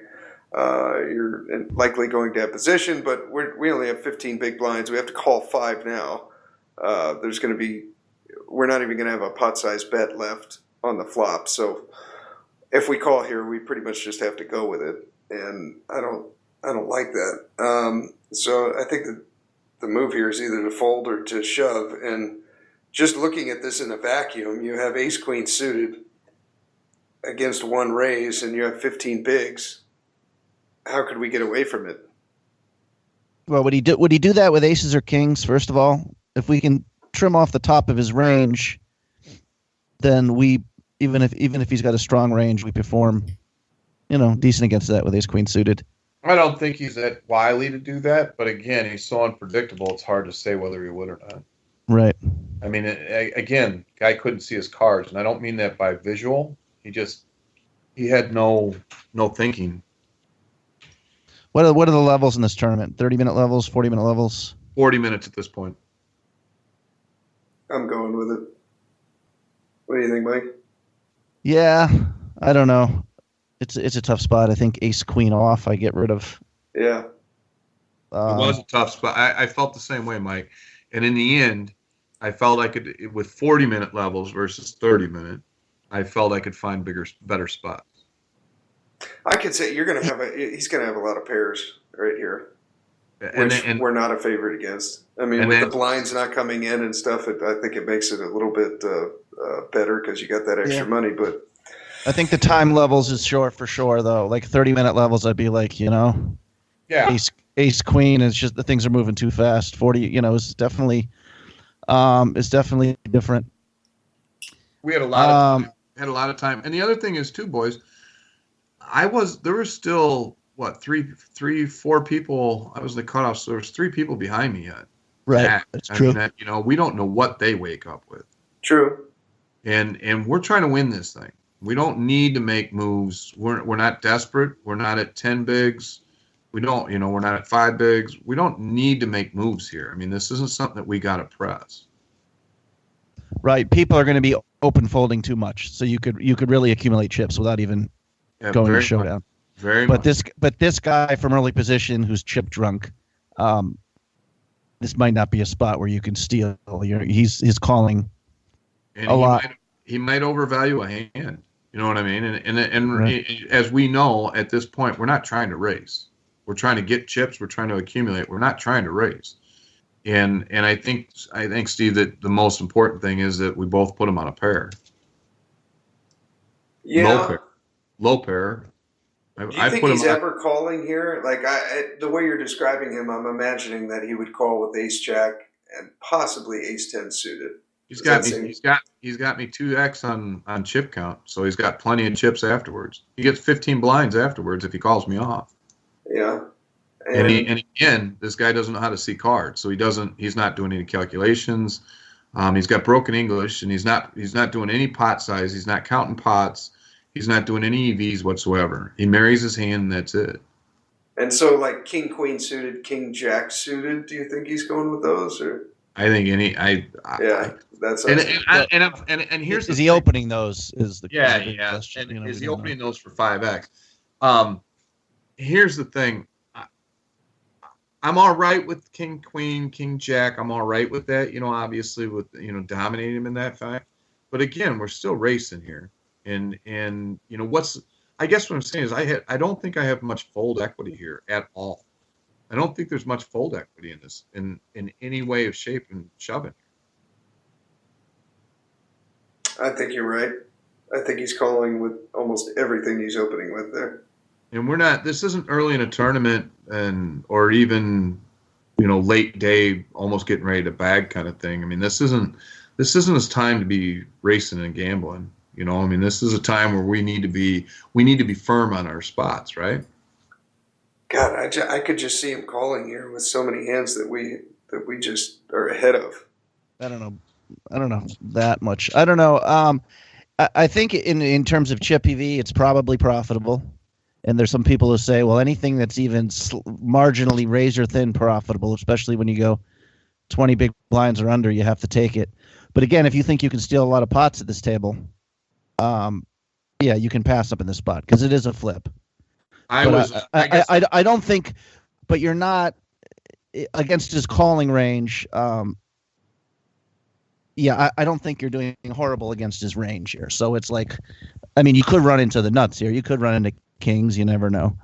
But against all the hands he's open calling here, you probably have somewhere between, 45 to 55% range against that entire range. Probably more like 45 to 50. So you're flipping, like you've said it correct. You're shoving it into flip here and hope to win a flip. And I should note, and I'm going to say this as humbly as I possibly can. Who was left? I was probably the most prominent name player on the table, and this guy especially liked me. And on my table, I had 1, 2. I only had this big blind, which his name was Jim Cho, and he was a very, very good player. Josh Segal was on seat 3. He's a very good player. Both of them are local. None of them travel. I was the only player on that table at this point that was name recognition, and people were very leery of me getting into a pot with me. Right. So I like that. I use that table image quite a bit. There's a lot of people that say they like to come in and they don't want people to know who they are. I like to use that table image to have them scared of me, and I use that to my advantage. So, and this guy especially, I mean, even after, so the play's over with, I folded, just so you know, and he didn't flip his cards over. I didn't ask because I don't ask. I think that's bad karma to ask, what you have. And 2 hands later, in a conversation, a guy shows pocket fives, and the broken English guy says, "That's exactly what I had against you," talking to me whenever he did 50K and I tanked. Okay. I just threw in some ranges while you were talking about that. I put 5s plus, and then I put ace 10 suited plus, ace queen off plus, king 10 suited plus, and then I also had king queen off, king jack off, and queen jack suited. Running that, it's like you said, we're flipping a coin. 48, 51, depending if you take some out or put some in. We're 51 and he's 48 or whatever, but I don't think we want to race there. And knowing that he's got pocket fives, I think that's the right move. Yeah, I think you're right. Unless there's some of the hands you're flipping with that he's folding. If for some reason you knew he was folding 5s through 9s, then it's profitable. Then definitely. It's a fist pump shot. But against this guy, our read is that he's probably not folding here. Now, hey, I will tell you this. This is the funny part of it. Less than an hour later, he gets down to 13 bigs and he shoves 5-8 of clubs into 13 bigs pre-flop. Wow. So, yeah. And everybody was like, "How can you do that? Why would you do that?" And so if he had 5s there, then we did it right. But everybody said that, after he got up, I had said I had ace queen of diamonds there. I was tanking. And one thing about me that you guys probably know is anytime I tank, I call the clock. And because I just don't think it's fair for me to take all the time. I don't think it's fair for the table. So I'll call. And of course, it gives a big raha, and everybody's like, "He called the clock on himself." They think it's great. Blah, blah. So, and it also earmarks my hand. So, like, they went back and said, "Yeah, that time that you called the clock on yourself, you should have. If you had ace queen of diamonds there, you should have called him because he'll do that with anything. Don't play with him at nothing." So there's a significant amount of doubt as to what he really did have, but I still feel comfortable in knowing it. And Steve, we talked about hand history. That's one hand that I've actually played back in my head daily since that turn. I just you talking about the importance of studying there. Did you ask Fielder or Raymer, any of the top poker pros about that hand, or what are they? Yeah, I asked Greg. He said it was the right play. Okay. He said it was the right play. Yeah. It is interesting though, because we've had this discussion in different spots. Is like how to gauge your own edge at the table and how that should tweak, the decisions. Yeah. I mean that kind of stuff's not really quantifiable, as much as some other things, Sure. But there's times where I'm like, well, I don't need to flip here. But if you keep having a pass on a lot of these small edges, obviously, it's tough because you're waiting for some dope to give you a stack, which often happens. That's the reason you do pass on those spots. But sure. Yeah, I took out. Let's say he's raising. Well, he's obviously raising with 5s there, but let's say he's folding 5s through 8s, and he's only calling with 9s plus. Then we're up to 52%.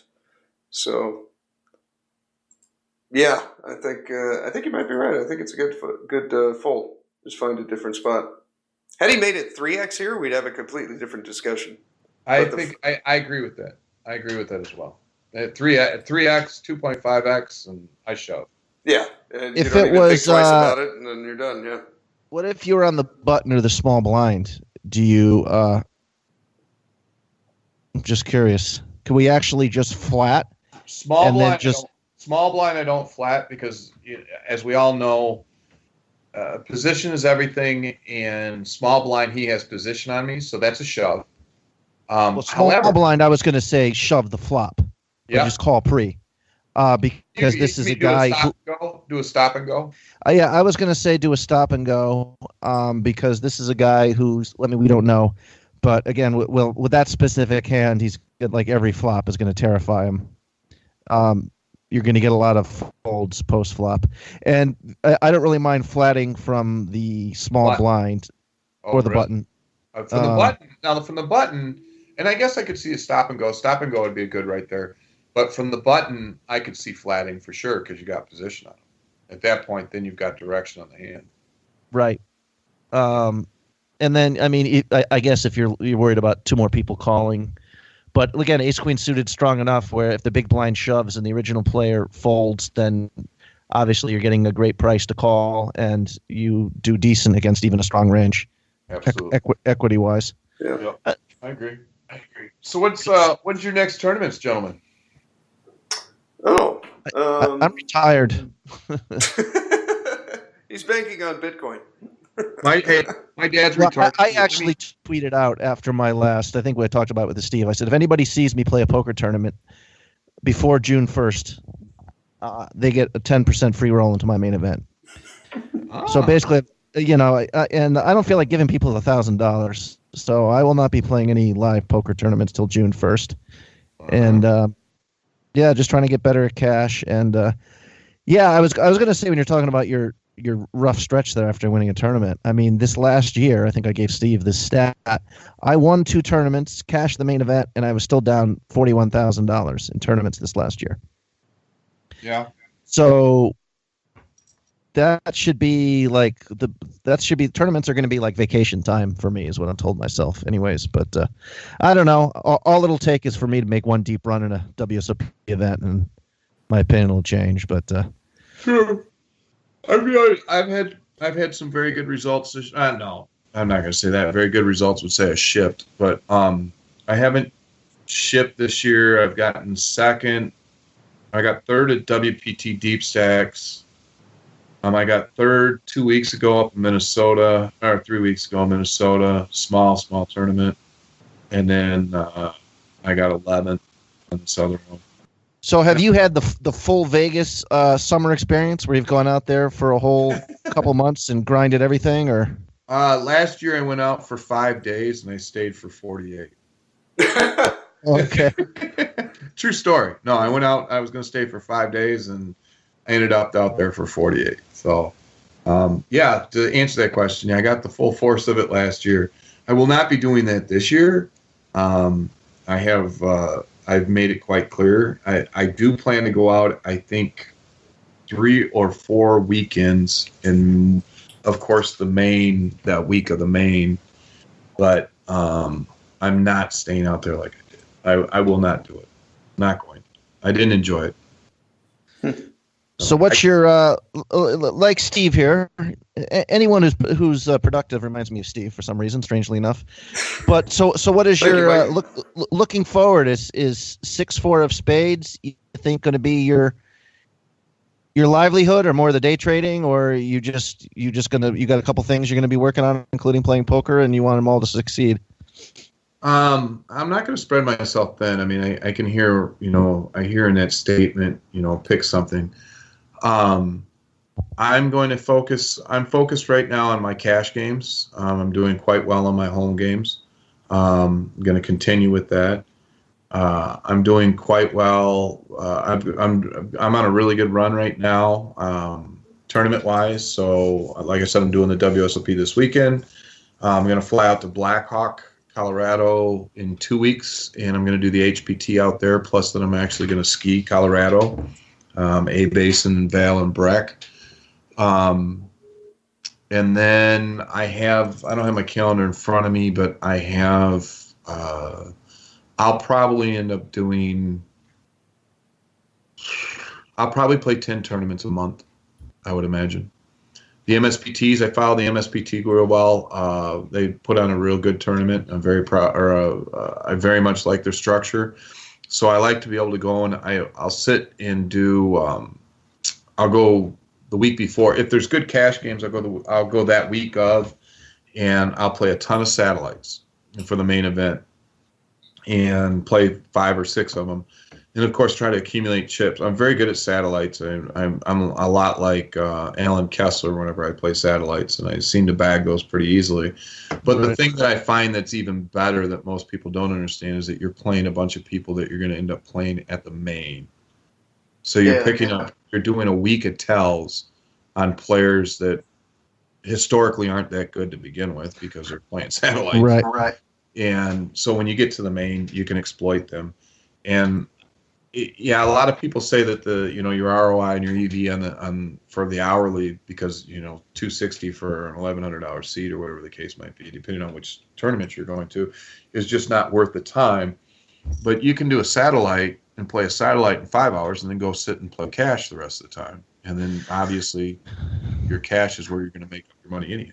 So I find our buddy Carlos is an expert in like the satellites, and he studies them, and he vowed that's all he's doing next summer. I didn't play any. I played one RAS satellite when I was out there, and I really grinded out a lot of cash when I was out there. Big O plays the RO, or the Rio has Big O games out there, and I was playing. Start with 1, 2, 2, 5, and then of course a good friend of mine, Boomer, runs a private game in the King's Room, and I think we were playing 10-25 maybe or something like that. It might even be bigger than that, but it's in the private room of the King's Room, and it gets nice. Yeah, it gets Mike Patrick was out there, and there was a lot of players that stopped through. There's a good friend of mine, Dimitri, that plays with us, and so I played a lot of cash. I played a lot of tournaments too, but it sounds like just going back to my kind of original question, though. It sounds like that's a good thing about playing poker. You can still check your Telegram and look at your investment stuff and keep an eye on your businesses while you're playing. Yes. Because I was just, it sounds like you're not having to cut down on your playing poker is the thing you enjoy the most, and sounds like you don't have to cut back on that at all for these other things. No, and so to get back to the original question, I'm scaling back my poker playing. I'm only trying to play 2 or 3 times a week. I'm going out for 4 days this time. I don't like being gone from my house more than 4 days, 4 or 5 days, 4 days. I don't really, the hotel rooms are made for romance and women, and I'm not doing that at this moment. So I'm not trying to stay in a hotel room that much right now. I want to get back. I want to work on this day trading thing. I really want to work on day trading, Cybercoin. I think cyber currency trading, cyber currency forecast, I think that's where it's at. I truly think that's where the money's going to be at in 2018. So I really want to focus on it. I think that's... Well, Steve and I want to hear that for sure. Yeah, we like hearing that for sure. Yeah. Anytime you guys want to run over ideas or anything, always get a hold of me, and we'll toss around, what I know for research and everything. The bigger that we can make a research pool, the more successful. Yeah. Right on. Well, thank you for coming on, Scudder. This was fun. I had a good time, gentlemen, very much. I hope that I get invited back again. Have you guys ever had Greg on the show? We have. We'll probably have to bring him back on. We've had him on. You mentioned Gavin Smith when we were talking the other day. Yeah. He's working with 6-4 Spades now, right? Oh yeah, he's matter of fact.